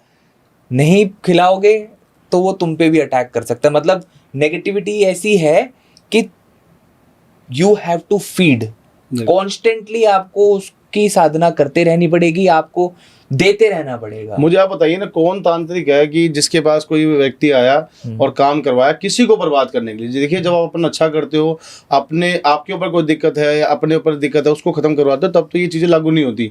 लेकिन जब आप किसी के लिए कोई चीज़ बनवा रहे हो, किसी को मरवाने के लिए या किसी को और चीज़ करने के लिए, तो आप ये सोचिए कौन तांत्रिक है जो जीवन भर आपके लिए सोचेगा? जिस दिन आपका उसका कनेक्शन खत्म हुआ, वो क्यों सोचेगा आपके लिए? जो भी नेगेटिविटी होती है, जो भी चीज़ें आती है, फिर वो आप देखो और आपकी चीज़ें देखो, फिर आप भागते रहो, चाहे उसके पास जाओ चाहे किसी और के पास जाओ, क्योंकि चीज़ें आपकी आदी हो चुकी है आपके साथ में, वो आपके साथ रहेंगी। बहुत ही मतलब ये भी ऐसी चीज़ है जो कहते ना कि समझो तो भी आप पे दबाव भी बनता है, ना समझो तो भी आप पे दबाव भी बनता है। राहुल जी, बहुत सारी ऐसी चीज़ हैं तंत्र को लेके, बहुत सारी ऐसी बातें हैं जो कि होती आ रही हैं और होती रहेंगी भी, बट मुझे ऐसा लगता है कि आपसे बेहतर कौन होगा जो लोगों की कन्फ्यूजन और मेरी खुद की कन्फ्यूजन को दूर करने में मदद करेंगे। मैं आपसे कुछ सवाल हैं वो पूछना चाहूँगा। क्या वो एक मिथ है या फिर जो भी क्लेम किया गया है ये सही है या गलत है, इस बारे में मैं जानना चाहूँगा आपसे। एक बात बोली जाती है कि ज्योतिष और तंत्र ये दोनों ही कंप्लीटली साइंस बेस्ड और साइंटिफिक हैं। इसका क्या प्रमाण है साइंटिफिकली कि कोई विश्वास करे कि ज्योतिष और तंत्र होता है और सही होता है? देखिए नासा की सॉफ्टवेयर में भगवान राम की कुंडली डाली गई थी जो कि कर्क लगन की है। तो जब उन्होंने वो कुंडली डाली तो उन्होंने पाया कि उस टाइम पे जैसे भगवान राम की जो कुंडली थी वो तो आ गई हमारी ज्योतिष के अनुसार की। हमारी ज्योतिष ये कहते हैं कि आज से इतने हजार इतने लाख वर्ष पहले राम जी आए थे और ये ग्रह ऐसा बैठा हुआ था, ये उच्च का था, ये नीच का था और ये प्लेनेट यहाँ मूव कर रहे थे। जब नासा ने अपने सॉफ्टवेयर में वो कुंडली डाली तो उन्होंने पाया कि बिल्कुल आज से इतने टाइम पहले और ये ग्रह ऐसे ऐसे ग्रह इस जगह मौजूद थे। पहला। दूसरा, हम तुलसीदास जी ने लिखा था हनुमान चालीसा, हम बोलते हैं जुग सहस्त्र जोजन पर भानु लिलियो ताही मधुरफल जानो, यानी कि जुग सहस्त्र जोजन, इन तीनों को जब आप मल्टीप्लाई करोगे, भानु मतलब सूर्य, मधुरफल जान के हनुमान जी कूद गए थे, तो उसका एग्जैक्टली आता है कि 16 करोड़ 80 लाख 16 करोड़ समथिंग कुछ किलोमीटर धरती से सूर्य की दूरी है। उस टाइम पे कोई साइंस नहीं थी और ये बात कहाँ लिखी हुई है? हनुमान चालीसा के अंदर लिखी हुई है। तो ये प्रमाणित हो जाती है। नवग्रह की हमें सबसे पहले परिभाषा किसने दी? गांव के एक छोटे से मंदिर के पुजारी ने, जो पंचांग खोल के बताता था कि जी आज सूर्य ग्रहण होगा या चंद्र ग्रहण होगा। उसके पास कोई टेलीस्कोप था ही नहीं क्योंकि दुनिया में नहीं था उस टाइम पे। एक पंचांग होता था, उसमें से वो देख के प्रमाणित करता था। आज भी आपका 100 रुपये का पंचांग आपको एग्जैक्ट डेट के साथ, एग्जैक्ट लोकेशन के साथ बता सकता है कि कहाँ चंद्र ग्रहण होगा, कहाँ प्रभाव होगा। ठीक है, आज भी ये चीज़ प्रमाणित करी जाती है। नवग्रहों का हमें आज पता लगा ना, जैसे 18वीं शताब्दी तक साइंस हम पे हंसती थी, क्योंकि हम ये कहते थे कि हमारे सूर्य देव के 7 घोड़े हैं और सूर्य जो है चल में है, रुक में नहीं है, रुका हुआ नहीं है। साइंस कहते थे कि सूर्य ऐसे रुका हुआ, बाकी ग्रह उसके चक्कर लगाते हैं। जब साइंस ने ग्रोथ किया तब पता चला कि बाकी ग्रह सूर्य के चक्कर लगा रहे हैं, सूर्य जो है वो पूरी मिल्की वे के चक्कर लगा रहा है। तो यहाँ भी हमारी थ्योरी, ज्योतिष की थ्योरी ही सही निकली। जैसे कि आप अपना फोन निकालिए, आप उसमें आप डाल दीजिए अयोध्या टू श्रीलंका पैदल डाल दीजिए, आप देखोगे कि श्रीलंका से अयोध्या पैदल का रास्ता 21 दिन कुछ का दिखाएगा, जिसमें हमें ये भी नहीं पता श्रीलंका से एग्जैक्ट लंका से और अयोध्या का। उस टाइम राम जी को थोड़ा पता था कि जब राम जी ने रावण को मारा था तो उसके 21वें दिन दिवाली आती है, और वो पैदल ही, राम जी तो पुष्पक विमान से, लेकिन पूरी सेना पैदल आई थी, और जिस दिन वो पहुंचे थे उस दिन अमावस थी। लेकिन ये बात राम जी को थोड़ा पता था कि गूगल मैप आ जाएगा। अगर हम साइंटिफिक सोचें, आज की गूगल मैप ये बात बोलता, आप सब कर सकते हैं अपने मोबाइल में कि श्रीलंका डालिए और फिर डाल दीजिए अयोध्या और पैदल डाल दीजिए, 21 दिन आएंगे। इससे ज़्यादा प्रमाण और क्या मिलेंगे। उसके अलावा और प्रमाण देता हूँ, सोमनाथ मंदिर पे एक पिलर है पत्थर का, हजारों साल पहले जब साइंस थी ही नहीं, उस पे लिख दिया था इतने 1000 मील दूर पे धरती आएगी, अब इतना पानी है। कौन इंच टेप लेके नापने गया था, कहाँ गया था? ये सारे प्रमाण हैं। प्रमाण तो मेरे पास इतने हैं कि जैसे मां नर्मदा उल्टी दिशा में बहती है, गंगा जी का पानी खराब नहीं होता, साइंस कहती है इसमें जड़ी बूटी मिलती है। हमसे ज्यादा घने जंगल अमेजोन में है, उसका पानी भी सड़ता है, गंगा जी का नहीं सड़ता, क्योंकि हमारा मानना है कि गंगा जी जो है वो स्वर्ग लोक से आई थी। तो रीजन बहुत है ये प्रूफ करने के लिए कि हमारा जो शास्त्र है, हमारा जो हिंदू धर्म है, ये पूरा साइंटिफिक है। बस कुछ चीज़ें हैं, कुछ मैंने जैसे बताया कि इतना कुछ पाखंड फैल चुका है कि जिनकी वजह से, जैसे कि लोगों में कभी कुछ कर देना, ऐसे ऐसे हरकतें, जो ज्योतिष है ही नहीं, जो तंत्र को जानते नहीं, तांत्रिक को जानते नहीं, वो कुछ भी बोल के चल जाते हैं। तो लोगों को लगता है कि नहीं यार ये सब पाखंड है। अगर आप शास्त्रों को, हिंदू धर्म को जोड़ोगे तो आप मानोगे कि पूरा साइंटिफिक तरीके से ही चलने वाली चीज़ है। एक और मिथ है, क्लेम है, कहा जाता है कि तंत्र का मतलब संभोग यानी सेक्स होता है। मुझे किसी ने कहा कि भगवान शंकर ने और माता पार्वती ने जब संभोग किया तब कार्तिक जी पैदा हुए। ये वो लोग हैं जिन्होंने कभी ऐसे किसी एक पुस्तक का एक पन्ना भी नहीं देखा। ये वो लोग हैं जो व्हाट्सएप यूनिवर्सिटी से ज्ञान लिया और आकर के बोल गए। भगवान शंकर ऐसे बैठे, माता पार्वती ऐसे बैठे। इतना ज़बरदस्त तेज प्रकट हुआ उस टाइम पे दोनों की तपस्या से कि वो तेज एक आग के गोले में प्रकट हो गया। जो कार्तिक जी हुए थे, माता के महल से क्या हुआ था, गणेश जी। जो लोग संभोग करते हैं, जो भी लोग होते हैं, उनकी इंद्रियां काम करना बंद कर देती हैं, वो मोह माया के गहरे गड्ढे में गिर जाते हैं। संभोग का अर्थ क्या है? अपनी इंद्रियों को खुश करना। अगर कोई तांत्रिक ये सब चीजें कर रहा है तो फिर वो तांत्रिक कहाँ से हुआ? या फिर अगर वो इन चीजों की तरफ जा रहा है तो फिर वो तांत्रिक हुआ कहाँ? जो खुद अपनी इंद्रियों पे कंट्रोल नहीं कर पा रहा, वो आपका क्या भला करेगा? और वो कहाँ से ईश्वर से जुड़ जाएगा? आपने क्या कभी सुना कि जो इतने बड़े, अभी अघोरी, जो असली अघोरी है, नकलियों की बात नहीं कर रहा, जिन्होंने लगा ली पुट्टी वुट्टी लगा के आगे, उनकी बात नहीं कर रहा, असली अघोरी बताओ कहाँ उनके पास कोई औरत होती है? अभी एक वीडियो वायरल हो रही थी कि एक छोटी सी बच्ची और एक अघोरी बाबा बैठे थे, सबसे वो ऐसे करते, सबसे वो आशीर्वाद देते, लेकिन जैसे ही वो बच्ची 7-8 साल की आई तो उन्होंने उसके सामने ऐसे करके और ऐसे कर लिया, यानी उन्होंने नतमस्तक हो गए देवी को देख के, क्योंकि उनके रूप में तो हर कोई देवी के रूप में आएगी। तो ये तो बिल्कुल झूठ बात है। कहते हैं कि तंत्र साधना करने से पैसा, पावर, विक्ट्री, प्रमोशन, सक्सेस बहुत आसानी से मिल सकती है। नहीं, आसानी से तो नहीं कर सकते, कर्म तो सबको करना पड़ेगा। हाँ, ये है कि तंत्र साधना से इन चीज़ों को एक्टिव कर दिया जाता है। जैसे आपने बहुत सी चीज़ें सुनी कि इल्यूमिनाटी, बहुत से लोग बोलते हैं ना, देखिए नए नए नाम आएंगे सामने, दुनिया गोल है, बहुत बड़ी पृथ्वी है, तो हर जगह अलग अलग चीज़ें हैं। जैसे तंत्र की बात करें, इंग्लैंड में या यूरोप के अंदर वुडू स्पेल बहुत चलता है, ठीक है, राइट। और यूएसए के अंदर जो है कुछ और चलता है। जैसे यूएसए के जो राष्ट्रपति थे, पूर्व राष्ट्रपति ओबामा जी, वो भी एक मंकी मैन गॉड की फोटो अपने पास रखते थे, उनको वहाँ से मिली थी कि हमारे पूर्वज इनको मानते थे। तंत्र साधना एक ऐसी चीज़ है जिसको आज जैसे बाहर के लोग इल्यूमिनाटी बोल देते हैं, वो तंत्र साधना ही है हमारी। तंत्र साधना के माध्यम से आप अपने नव के नव ग्रहों को ठीक कर सकते हो, आप अपने बुरे समय को ठीक कर सकते हो। जैसे मैं इसके ऊपर एक किस्सा सुनाता हूँ। मैं कई बार बोलता हूँ जब मैं किसी बच्चों को जो ज्योतिष सिखाता हूँ या फिर जो बच्चे मेरे पास रहते हैं, कि रामायण के अंदर सबसे शक्तिशाली वो थे इंद्रजीत, और हनुमान जी जो है वो रावण की वजह से सबसे ज़्यादा शक्तिशाली हुए थे। हनुमान जी को जो शक्तियाँ प्राप्त हुई थी वो रावण की वजह से हुई थी। किसी को शायद इस बात का भी नहीं पता होगा ना, मैं बताता हूँ। जब इंद्रजीत से पहले उनका नाम था मेघनाथ। जब मेघनाथ जी गर्भ में थे और पैदा होने वाले थे, तब रावण ने एक ऐसी कुंडली बनाई, उसमें हर ग्रह को उस हिसाब से बिठा दिया, क्योंकि सारे ग्रह उनके गुलाम थे। उस ग्रह में, उस योग में पैदा होने वाला बच्चा अमर होगा। ब्रह्मा विष्णु महेश त्रिलोक और तीनों लोग और कोई भी देवी, कोई भी शक्ति उस बच्चे को मार नहीं सकती, अंत नहीं हो सकता। उस बच्चे के अंदर इतनी शक्ति हो जाएगी कि वो ब्रह्मांड को बनाने में, खत्म करने में, सब चीज़ों में सक्षम होगा, जिसके ऊपर ना कोई तंत्र क्रिया काम करेगी, ना ज्योतिष क्रिया, कुछ नहीं करेगी। उसने उस टाइम पे देवताओं पे, इंसानों पे, राक्षसों पे रोक लगा दी बच्चा पैदा करने में। इतना बड़ा होता रावण तांत्रिक क्रियाओं से। लेकिन वो भूल गया वानरों को। जैसे कई लोग हनुमान जी को बंदर के रूप दे देते, बंदर नहीं थे हनुमान जी, वानर थे। वानर मतलब वन में रहने वाले, वानर मतलब होता है वन में रहने वाले।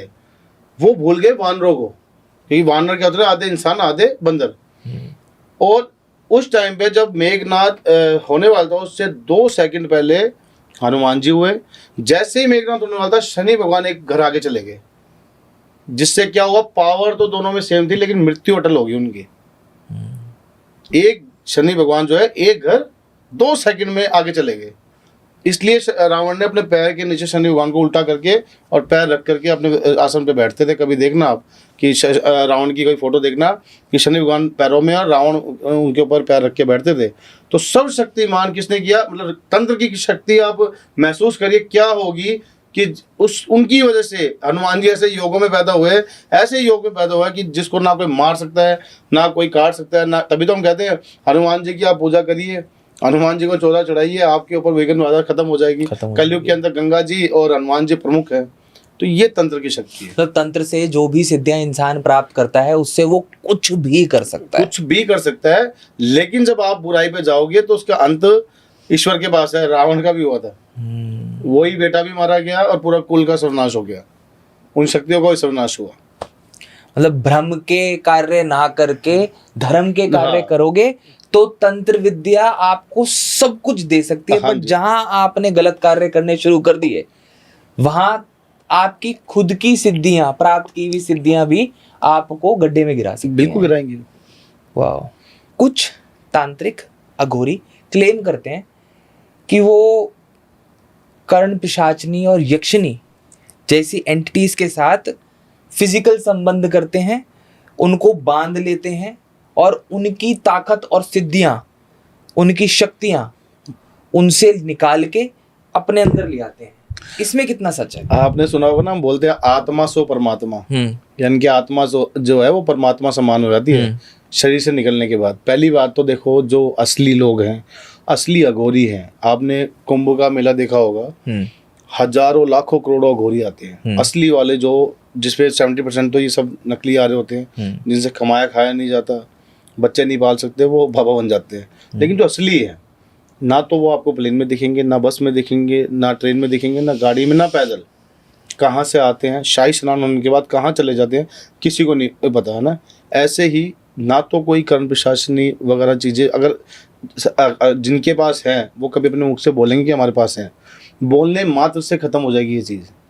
बोलने मात्र से कि ये चीज़ ख़त्म हो जाएगी। आपने कई बार कहानी किस्सा सुना होगा कि फलाने को दर्शन हुए, लेकिन उसको बाद में पता लगा कि ये तो भगवान थे। जैसे धन्ना जाट का हम श्याम बाबा का किस्सा सुनते किशन जी का, कि उनकी बेटी जो है डंडा लेके बैठ गई थी कि खा ये दही चूरमा, मेरा बाबू बोल के गया, नहीं तो मैं नहीं खा सकता, तेरे को मैं मारूंगी। तो भगवान आए, चुपचाप खा के चले गए। जब धन्ना जाट आया तो वो अचंभे में रह गया।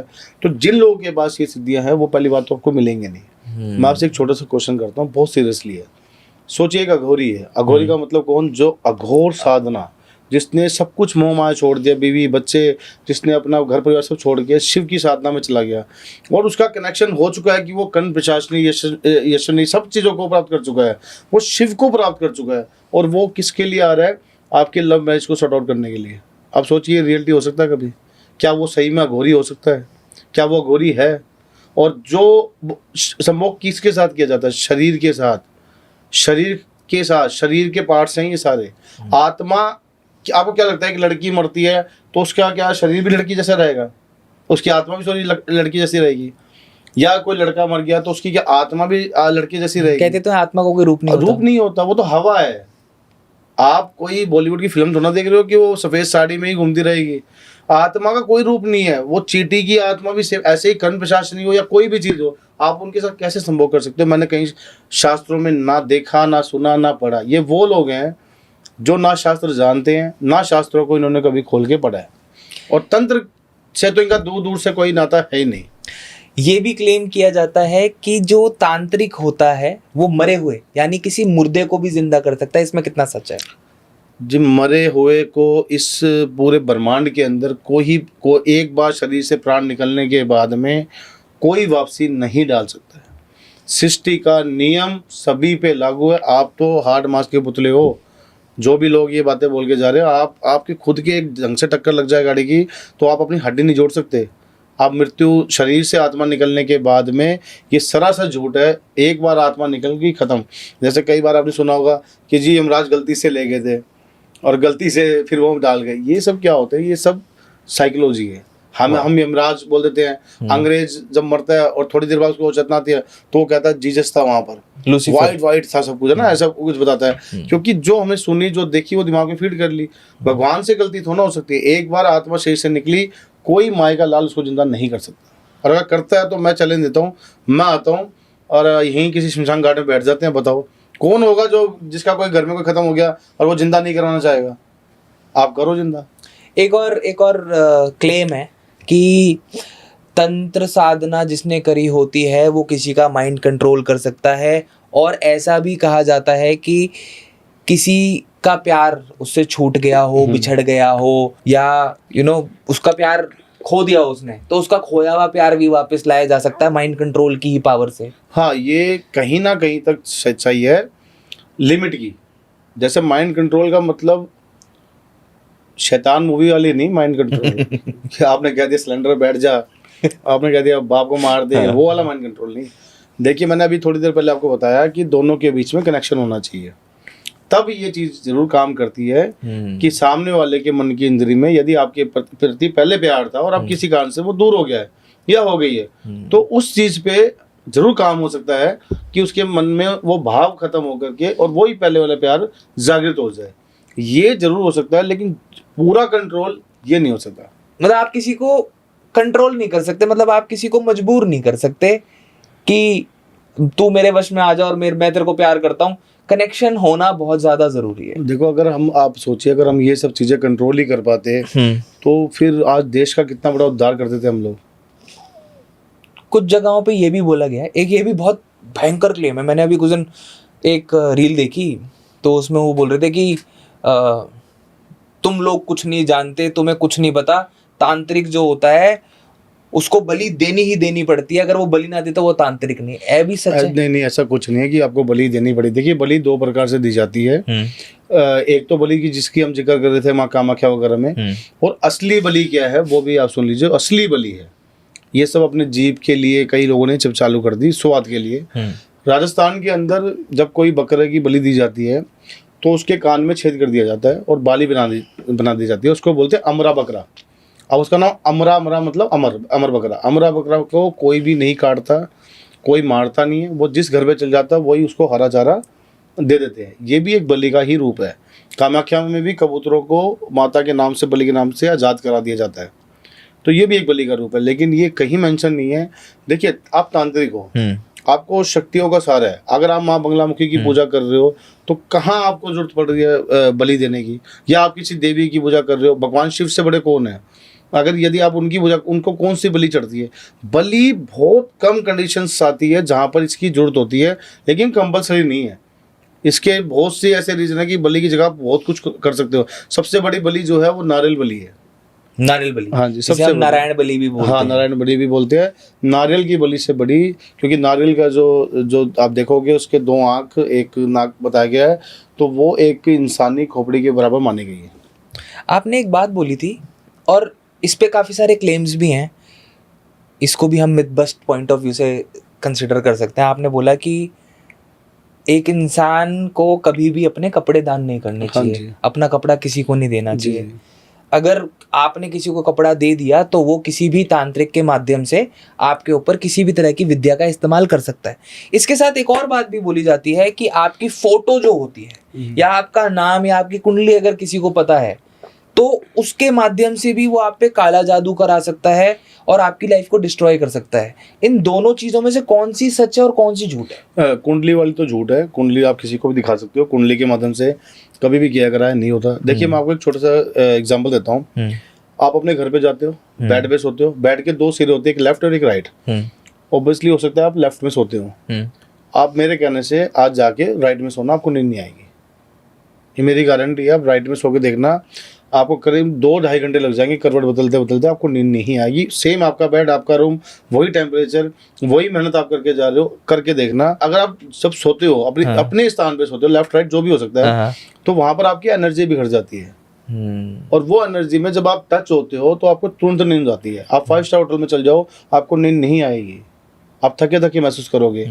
अगर आप लेफ्ट छोड़ के राइट में चले जाओगे तो भी ऐसे ही वो एनर्जी हमारे कपड़ों में होती है। छोड़ दीजिए कोई कुछ करवाए ना करवाए, अगर कोई कुछ नहीं करवाता, मान लीजिए एक व्यक्ति है जिसको आपने अपने कपड़े दान किए ये सोच के कि ये मैं धर्म कर रहा हूँ, और वो व्यक्ति मान लो कि ऐसा व्यक्ति है जो ना नहाता है ना धोता है, कभी वो शमशान में चला गया, कभी वो चौराहे पे से कुछ उठा के खा गया, कभी कुछ कर गया, कोई काला जादू कुछ नहीं है, तो वो नेगेटिविटी भी आपको मिलेगी। जैसे बहुत से लोग कहते हैं कि हमने तो दान कर दिया, हाँ। अब वो चाहे उसका जो मर्जी करे। अगर भाई साहब आपने मेरे को दान किया है और मैं उससे बम बना के फोड़ देता हूँ, तो अगर 50 आदमी मरे हैं तो जितना कसूरवार मैं हूँ उतने कसूरवार आप भी हो। तो जब ये आप कपड़े दान कैसे करने चाहिए, यदि किसी को भी अपने कपड़े दान करने हैं तो सेंधा नमक लीजिए, गर्म पानी के अंदर सेंधा नमक डाल के कपड़ों को उसमें से धो के निकाल के सुखा के फिर दीजिए, ताकि आपकी जो एनर्जी है वो खत्म हो जाए, रिमूव हो जाए। राहुल जी, एक सवाल, अगर किसी इंसान ने आज तक बहुत कपड़े दान करे हों और अब उसको इस पॉडकास्ट सुनने के बाद मन में ये सवाल उत्पन्न हो जाए, क्योंकि देखो हम फियर मॉन्गरिंग नहीं कर सकते, हम किसी को ऐसी बात नहीं बता सकते जिसको सुन के उसके जीवन में डर बैठ जाए जी, राइट। अब उसने पॉडकास्ट देखा और उसको एहसास हुआ कि यार मैंने तो अपने जीवन में बहुत सारी ऐसी चीज़ें करी हैं, मैंने तो बहुत कपड़े दान करे हैं और मैंने उनको सेंधे नमक से भी नहीं धोया। अब इंसान क्या करे जिससे कि अगर कोई भी गलत चीज हो रही है उसके साथ उसका असर कम हो जाए?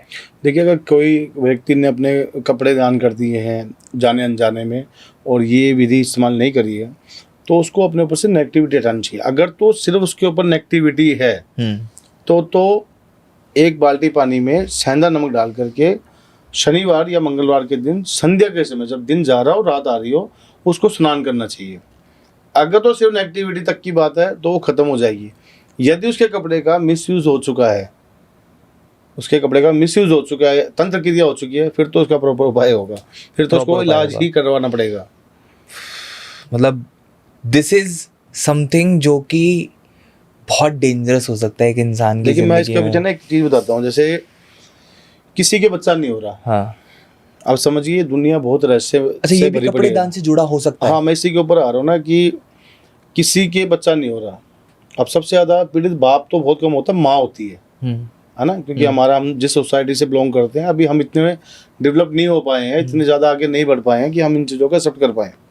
सपोज करिए किसी के बच्चा नहीं हो रहा और वो गलती से किसी तांत्रिक के पास में या किसी जो तंत्र को ज्ञान को प्राप्त जानता है उसके पास में चले गई या पंडित जी का चले गई और उसने देखा योग कि इनके बच्चों का योग नहीं है। आपने देखा होगा IVF भी हर किसी को बच्चा नहीं दे सकता है, राइट, उसमें भी बहुत कंडीशंस होती है। तो मैं हमेशा बोलता हूँ बच्चियों को कि जो भी लड़कियों को पीरियड्स आते हैं वो अपना पैड अपने घर में डस्टबिन में फेंकें, कम से कम 3 दिन के बाद में वो पैड कूड़े में फेंकें। और अपना कपड़ा जो है कभी न किसी को ना दे। ऐसे में क्या होता है कि तंत्र के अंदर इतनी शक्ति है कि आपके भाग्य से होने वाली, आपने कई बार सुना होगा बच्चा मिसकैरेज हो गया, बच्चा होके खत्म हो जाता है, ये उन लोगों के लक्षण है जिनकी कोख बंधन हो जाता है। आपसे लेकर के दूसरे को दे देना, तो इन चीजों की भी सावधानियां बरतनी चाहिए। मतलब किसी का यूज करा हुआ पैड डस्टबिन से निकाल के होता किसी है, और को भी दिया जाता हाँ है। ये होता है। और इसके लिए मैं कहता हूँ कि कितना लड़कियों को अनहाइजीनिक है। हाँ कि 3 दिन तक आपको अपने घर में किसी डस्टबिन वगैरह में पड़े रहने चाहिए, 3 दिन के बाद आप उसको फेंकिए। और ऐसे ही कपड़े, क्योंकि तंत्र क्रिया में बहुत से केस ऐसे भी आते हैं कि किसी के बच्चा होने वाला था और वो मिसकैरेज हो गया, उसको लगता है नॉर्मली, फिर कोई बच्चा पैदा हो गया तो कुछ टाइम बाद खत्म हो गया, उसको लगता है नॉर्मली नहीं है। आपके ऊपर एक तंत्र क्रिया अप्लाई हो चुकी है और वो जो आपकी चीज़ थी वो किसी और को मिलना, मतलब यहाँ से उठा के यहाँ किसी और को दे देना।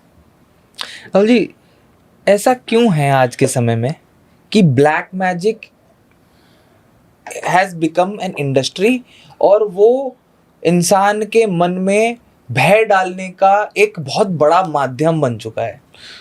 देखिए ब्लैक मैजिक मतलब काला जादू, अब जब तक लोग डरेंगे नहीं तब तक दुकान कैसे चलेगी?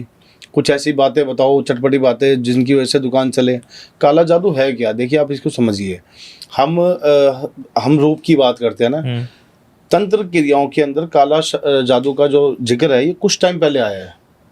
जैसे अभी आपका ये करण पिशाचनी और भी आपने 2-3 नाम लिए, ये 10 साल पहले आप जानते भी नहीं होंगे। ये हमारे ग्रंथों में कहीं काला जादू का जिक्र नहीं है। काला जादू का कोई जिक्र नहीं है। जैसे करण पिशाचनी वगैरह, अभी जब से ये पॉडकास्ट ये इंस्टाग्राम पे रीलें आई हैं, उससे पहले तक आप मुझे बताइए क्या आपने किसी ने, आपके फादर ने, किसी ने सुना था कि करण पिशाचनी होती है? मैंने तो बचपन में ज्यादा ऐसा कुछ सुना नहीं था। हाँ, तो ये किसी ने नहीं सुना होगा। 2015 से पहले मेरी गारंटी है कोई जानता भी नहीं होगा। ये कहीं से बुक से किसी ने एक विक्रम बेताल से कहानी निकाली, मतलब सब ने वायरल कर दी उसको, अब सबके पास है। अब तो चावड़ी बाजार में किलो के हिसाब से बिकती है, ठीक है ना। तो ऐसे ही ये काला जादू है। काला जादू नाम की कोई चीज़ नहीं होती। जो ब्लैक मैजिक की हम बात करें, तंत्र क्रिया होती है, इसी को ही काला जादू बोले। काला का मतलब क्या होता है? हम ब्लैक को डरावना मानते हैं, ठीक है ना। बदी, रात को क्या बोलते हैं? बदी। तो बदी के कारण क्या कि भाई इसने तो कोई काला जादू कर रखा है इसके ऊपर। जब कुछ समझ नहीं आया तो अब वो ये तो नहीं बोल रहा कि तंत्र क्रिया हो रखी है, वो कह रहा काला जादू हो रखा है, इसके घर में तो ये सब समस्या आ रखी है। तो इसका एक परिभाषा ये है। एक और चीज़ है, मेरे को बड़ा मज़ा आता है ये बात पूछने में, क्योंकि मैं इन चीज़ों में ज़्यादा विश्वास नहीं करता, बट कुछ लोग मुझे ये खुद बोलते हैं कि यार तुझे ना इन चीज़ों पे विश्वास करना चाहिए। तो यार मैं क्यों विश्वास करूं? अगर मैं परमात्मा के साथ जुड़ा हूं, मैं भगवान में विश्वास करता हूं, मैं एनर्जी में विश्वास करता हूं, तो मैं इन सब चीज़ों में ना ज़्यादा मानता नहीं। ये जो दरबार लगते हैं, ठीक है, आपके चेहरे पे भी मेरे को वो मुस्कुराहट दिख गई, तो एनर्जी बैलेंस हो गई मुझे लग रहा है।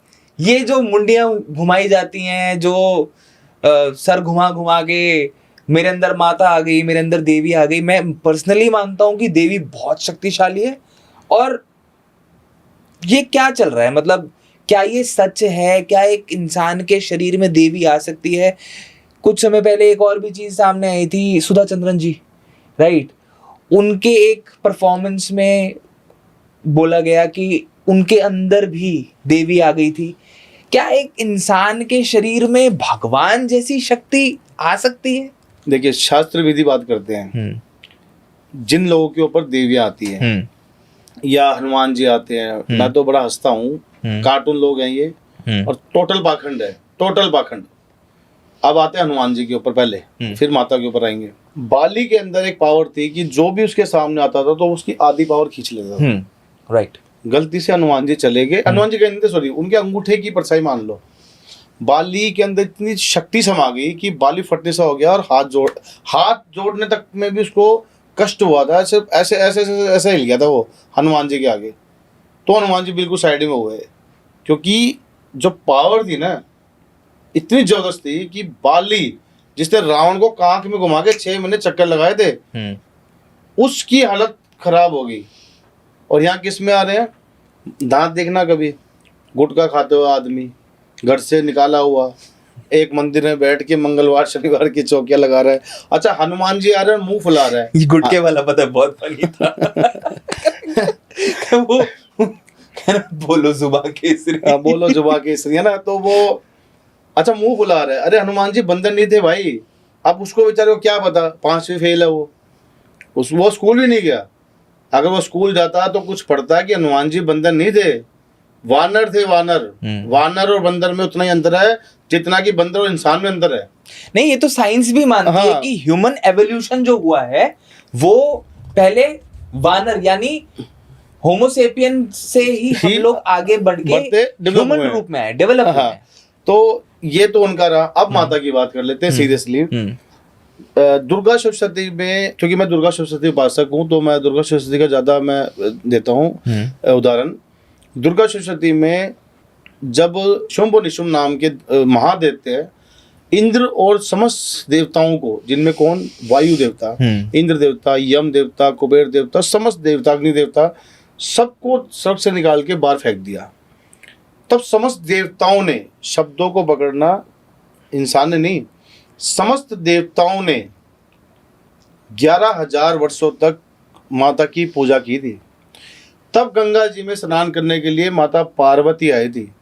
जब माता पार्वती ने समस्त देवताओं को कड़ी तपस्या करते हुए देखा तो माता पार्वती ने कहा, समस्त देवता आप इकट्ठे हुए किसकी पूजा कर रहे हो? ये दुर्गा सप्तशती में लिखी हुई चीज है। तब माता के शरीर में से कौशिकी प्रकट हुई और कौशिकी ने कहा कि समस्त देवता एकत्रित हुए मेरी पूजा कर रहे हैं।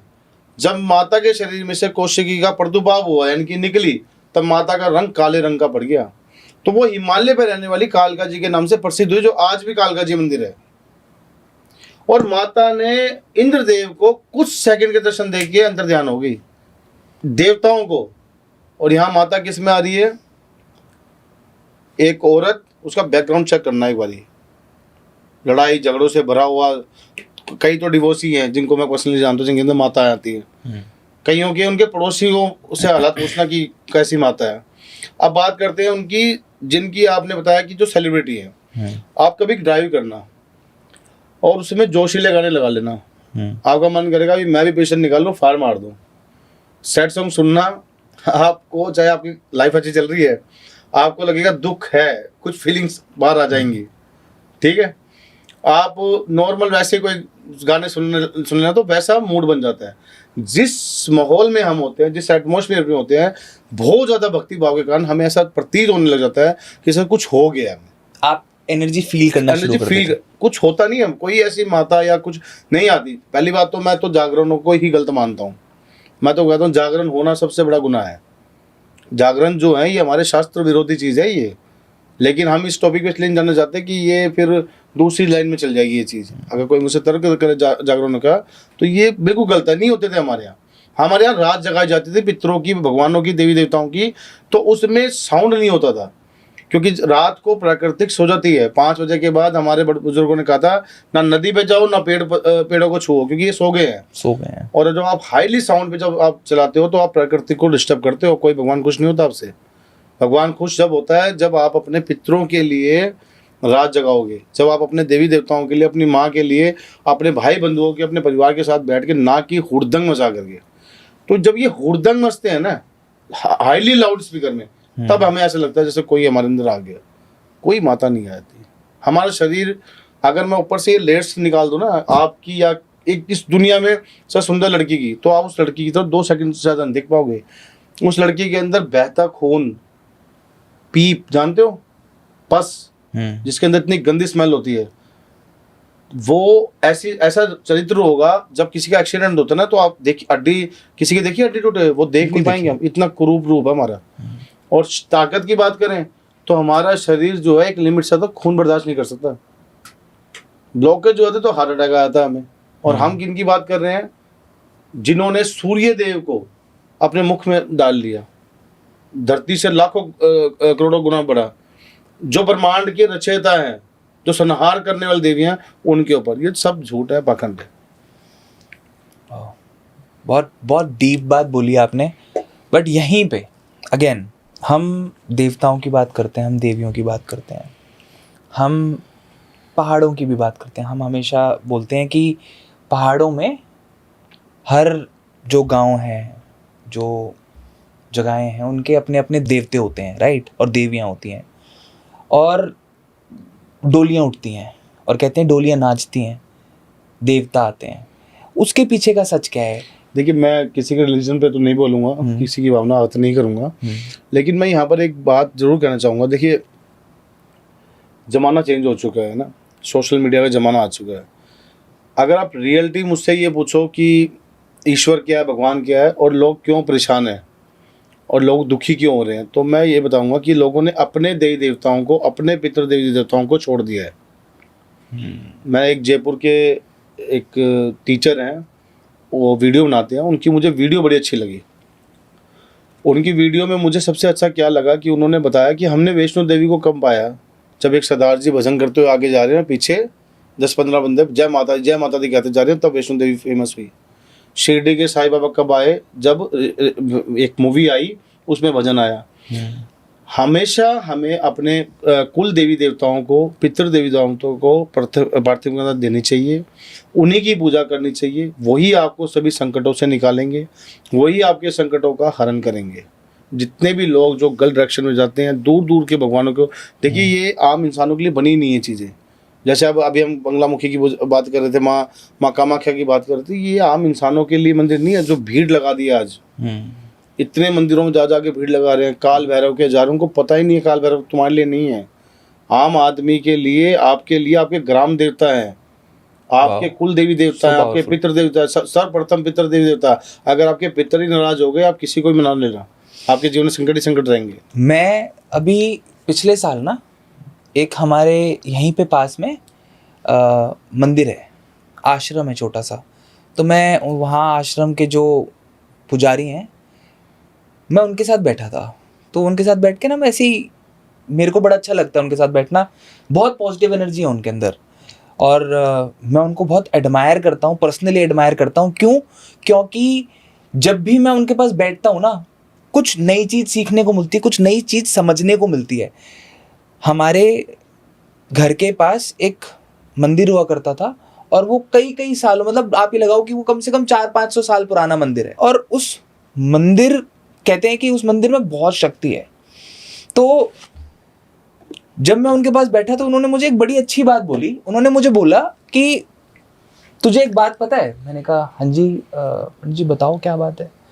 कह रहे पहले का समय जो था उसमें कोई साधन संसाधन तो होते नहीं थे, तो जो नियम है उनके हिसाब से, जो नियम है वो नियम कहता है कि पूरा गांव मिलके अपने ग्राम का जो पैतृक बिल्कुल धाम है, उस धाम का जो पूजन है, जो भी उस धाम का पुजारी है, उपासक है, जो भी उस धाम का करता धरता है, उसको यात्राएं कराते थे, उसको भेजा जाता था, उस महंत को भेजा जाता था धामों पे, और कि तुम हमारी चीजों को, हमारी अरदास लेके जाओ। और वहां से जब वो आते थे तो वो उनको अपनी यात्रा के बारे में बताते थे और उन दर्शन के बारे में बताते थे। और मैं आपको और बता दूं कि ये जो लोग जाते थे, ये अपने पिंडदान करके भी जाते थे, कि हो सकता है हम वापस भी ना आए, तो अपना खर्च 11वां-12वां सब करके जाते थे ये लोग। जैसे एक पहाड़ी क्लाइंट आया मेरे पास, वो बहुत परेशान था, उसकी कोई दिक्कत थी, तो वो दिल्ली में रहने लग गया था। तो दिल्ली में वो कई चीज़ों, जैसे श्याम बाबा के जाने लग गया था, और जाना भी चाहिए, चलो ठीक है। तब मैंने उनको बताया कि आपके जो ग्राम देवता है, अब देखो आपको उत्तराखंड से तो आपको पता है, उत्तराखंड के अंदर जो ग्राम देवता है, या उत्तराखंड की सीमा में जब भी कोई प्रवेश करता है, तो उसको सबसे पहले गोलू देवता के आगे नतमस्तक होना चाहिए, क्योंकि वो वहाँ की ग्राम देवता है। अब सिस्टम आज भी वही चल रहा है। जैसे मान लीजिए हम किसी स्टेट में जाते हैं, वहाँ का एक मुख्यमंत्री होता है, डीजीपी होता है, वहाँ के एक अलग अलग ओहदे बने होते हैं, तो वहाँ वही काम करेंगे। अब होता क्या है, लोगों ने अपने वास्तविकता पितरों को, देवी देवताओं को छोड़ दिया है, और होड़म होड़ दूसरे को देख करके दूसरी जगह जाने लग गए। तो उससे क्या, उनका भला तो हो नहीं रहा, बल्कि दोष पे दोष पे। अब कई लोग ऐसे आते हैं जिनको ये नहीं पता हमारे कुल देवी देवता कौन है, तो उनके साथ तो समस्या ही रहेंगी। मैं गया था अपने फादर के लास्ट राइट्स करने हरिद्वार, तो मैंने एक पॉडकास्ट में भी ये बात बोली थी, बड़ी पावरफुल वो है, मेरे को बड़ा इमोशनल फील हो जाता है अंदर से जब भी मैं इस बारे में बात करता हूँ। तो मैं जब वहाँ पे जो पंडित जी थे उनके पास गया, तो उन्होंने, उनके पास पोथे होते हैं, रिकॉर्ड्स होते हैं पूरे के पूरे, बही खाता होता है, बही खाता होता है। तो उन्होंने मुझसे पूछा तुम कहाँ से आए हो? तो मैंने उनको बोला, मैंने कहा पंडित जी मैं गुड़गांव से आया हूँ। तो फिर से पूछा उन्होंने, तुम कहाँ से आए हो? मैंने कहा जी मैं दिल्ली एनसीआर गुड़गांव। कह रहे अच्छा। फिर उन्होंने मुझे दोबारा पूछा कि तुम यहाँ क्या ढूंढते हुए आए हो? तो मैंने कहा मैं पंडित जी जंडियाला। कह रहे जब भी यहाँ आओ ना और कोई तुमसे पूछे या कभी जीवन में तुमसे कोई पूछे कि तुम कहाँ से हो, तो सबसे पहले अपने पैतृक स्थान का नाम लेना, अपने पिंड का नाम लेना, अपने गांव का नाम लेना और फिर बोलना कि मैं जंडियाले से हूं बट मैं रहता यहाँ हूं। बिल्कुल। कह रहे उससे तुम्हारे पितृ खुश होते हैं। जब भी तुमने अपने पैतृक स्थान को याद किया जितनी भी बार, तो तुम्हारे पितृ उससे खुश होंगे। बिल्कुल होंगे। तो मतलब बहुत सारी चीजें हैं, इतनी सुंदर चीजें हैं लाइफ में सीखने समझने के लिए।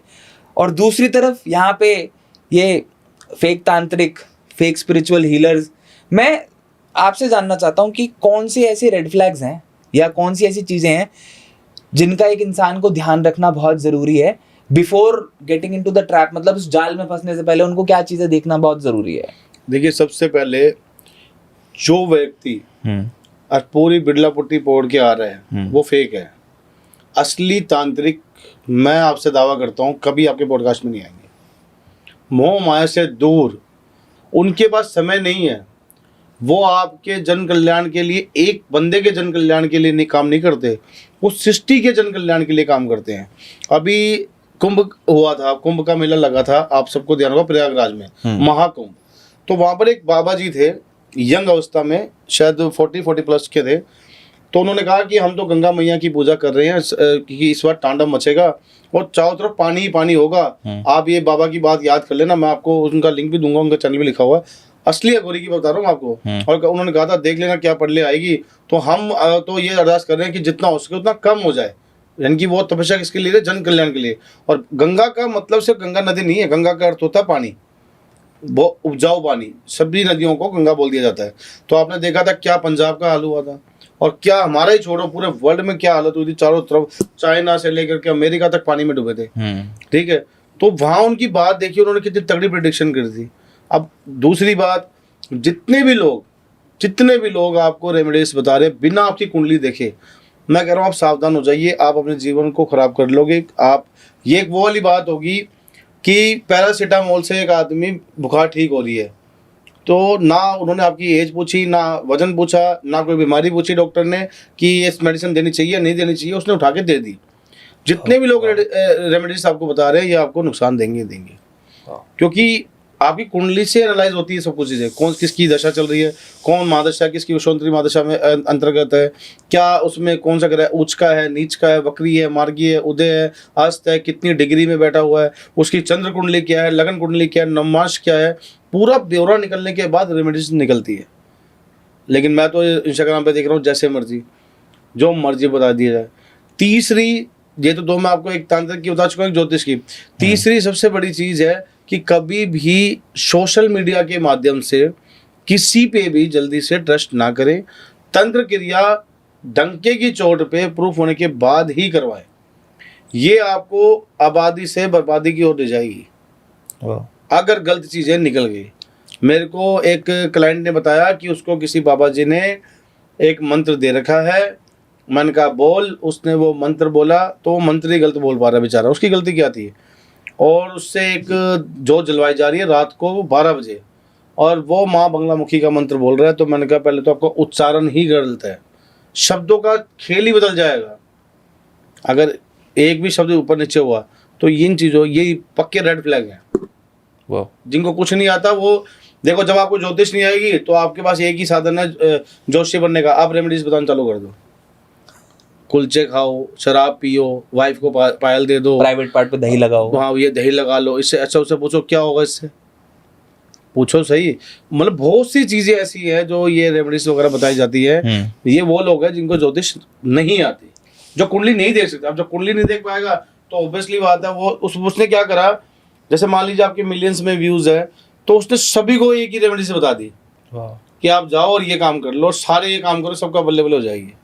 कैसे हो जाएगा? मतलब अब किसी का ग्रह किस तरह से कहाँ बैठा है, कौन सी कुंडली में आपकी क्या है क्या नहीं है, बिना जाने बिना समझे आप उसको यूनिवर्सल उपाय बांट रहे जैसे हो। मैं आपको ना एक रेमेडीज बताता हूँ ना। हाँ। शनि जो है शुक्र के साथ बैठ जाए, ठीक है, या राहु के साथ बैठ जाए, और उसके ऊपर बृहस्पति देव की दृष्टि और शनि पंचम स्थान में हो, है ना, या शनि की या फिर इन सब के अलावा भी शनि की महादशा आ जाए, तो ऐसे जातक को अपने घर में गंगा जल रखना चाहिए ज़्यादा मात्रा में। चांदी का चकोर टुकड़ा अपनी जेब में रखना चाहिए। स्त्रियों में माँ, बड़ी बहन और सास का सम्मान करना चाहिए, उसका शनि ठीक हो जाता है। लेकिन ये कब बताऊंगा, जब उसकी कुंडली देखूंगा कि महादशा है भी या नहीं है। अब पता चला मैं शनि की बता रहा हूँ और महादशा चल रही है सूर्य की। अब कौन सूर्य कौन है, उनके पिता, दोनों शत्रु ग्रह हैं, तो उपाय की जगह उसके विचार की दिक्कत और हो जाएगी। ना उपाय करने बैठे थे वो और उल्टा ही पड़ गया। तो वो उपाय भी हर रेमेडीज हर किसी के लिए नहीं होती। अब तो मजाक बन चुका है। अब तो आप देखो रेमेडीज वगैरह क्या क्या, मतलब मैं तो हैरान हूँ। बोल कैसे सकते हैं कि छोले कुलचे खा लो आप। Rahul ji, before we come to an end to today's episode, बहुत सारी इंटरेस्टिंग चीज़ों के बारे में हमने जाना, और मतलब मैं कहूँगा कि बहुत सारी ऐसी चीज़ों के बारे में जाना जिन चीज़ों के बारे में अथाह भ्रांति फैलाई गई है और जा रही है। एक फाइनल मैसेज क्या होगा आपका आज के पॉडकास्ट के माध्यम से उन लोगों के लिए जो तंत्र के नाम से बहुत ज़्यादा डरते हैं? मतलब क्योंकि मिस इन्फॉर्मेशन बहुत ज़्यादा है। देखिए, मैं तो ये बोलूँगा कि तंत्र आपकी ज़िंदगी संवार सकता है। तंत्र के अंदर बहुत शक्ति है। तंत्र आज पैदा नहीं हुआ है। तंत्र हमारे देवी देवताओं ने किया, हमारे ऋषि मुनियों ने किया। तंत्र में इतनी पावर है कि आपके जीवन में आने वाली सभी समस्याओं का खात्मा कर सकते हैं। लेकिन जिन लोगों के माध्यम से आप करवाना चाहते हो, जिन लोगों की आप देखिए कि उनकी वेशभूषा आप जा रहे हो, अगर आज मान लीजिए मैं अपनी असली वेशभूषा में हूँ, अगर मैं यहाँ पर एक कुर्ता जामा पहन के आ जाऊँ काले कलर का, या फिर अघोरी स्टाइल में आ जाऊँ, ये सब चीज़ें आप नोटिस करिए, ये फेक चीज़ें हैं। ये लोग कहीं से भी कोई भी ये अघोरी नहीं है। अघोरी कभी नहीं आएगा। अघोरी कभी आपकी बात सुनेगा ही नहीं, क्योंकि वो उसके अंदर सिर्फ एक ही चीज़ की भूख होती है, और वो है शिव। आप ज्योतिष में रेमेडीज करते हैं, दुनिया भर के लोग आपको बता रहे हैं 599 रुपये दो, हम आपको कुंडली निकाल देंगे पूरी ज़िंदगी भर की, और उसके बाद में आपका सब कुछ ठीक हो जाएगा। ये सब फेक चीज़ें हैं, ये सिर्फ कमाने के स्रोत हैं। कुंडली को देखा जाएगा, पढ़ा जाएगा, समझा जाएगा, उसके अनुसार ही रेमेडीज निकलेगी, उपाय निकलेंगे, वही आपको करना चाहिए। एक पॉडकास्ट में बैठ के एक शुक्र के लिए रेमेडीज बताई, और वो सभी लोग करने लग जाओगे। आपका शुक्र कैसा है, अच्छा है, बुरा है, शत्रु ग्रह की दृष्टि है, नहीं है, तो वो आपके लिए नुकसान दे जाएगी। वाह, ऐसे सही ज्ञान, सही माध्यम, यही सबसे ज़्यादा ज़रूरी है। क्योंकि अगर माध्यम गलत है तो हो सकता है कि आप गलत जाल में फंस जाओ, गलत प्रोसेस में फंस जाओ, और आपका नुकसान भी हो जाए। I say thank you so much Rahul ji, आप आए और मिस्टर ह्यूमंस प्लेटफॉर्म के थ्रू आपने बहुत सारी ऐसी मिथ्स के बारे में क्लैरिटी दी, और सिर्फ कहने को क्लैरिटी नहीं दी, तथ्यों के साथ, फैक्ट्स के साथ, साइंटिफिकल पॉइंट ऑफ व्यू के साथ आपने उनको क्लैरिफाई किया। Thank you so much Rahul ji.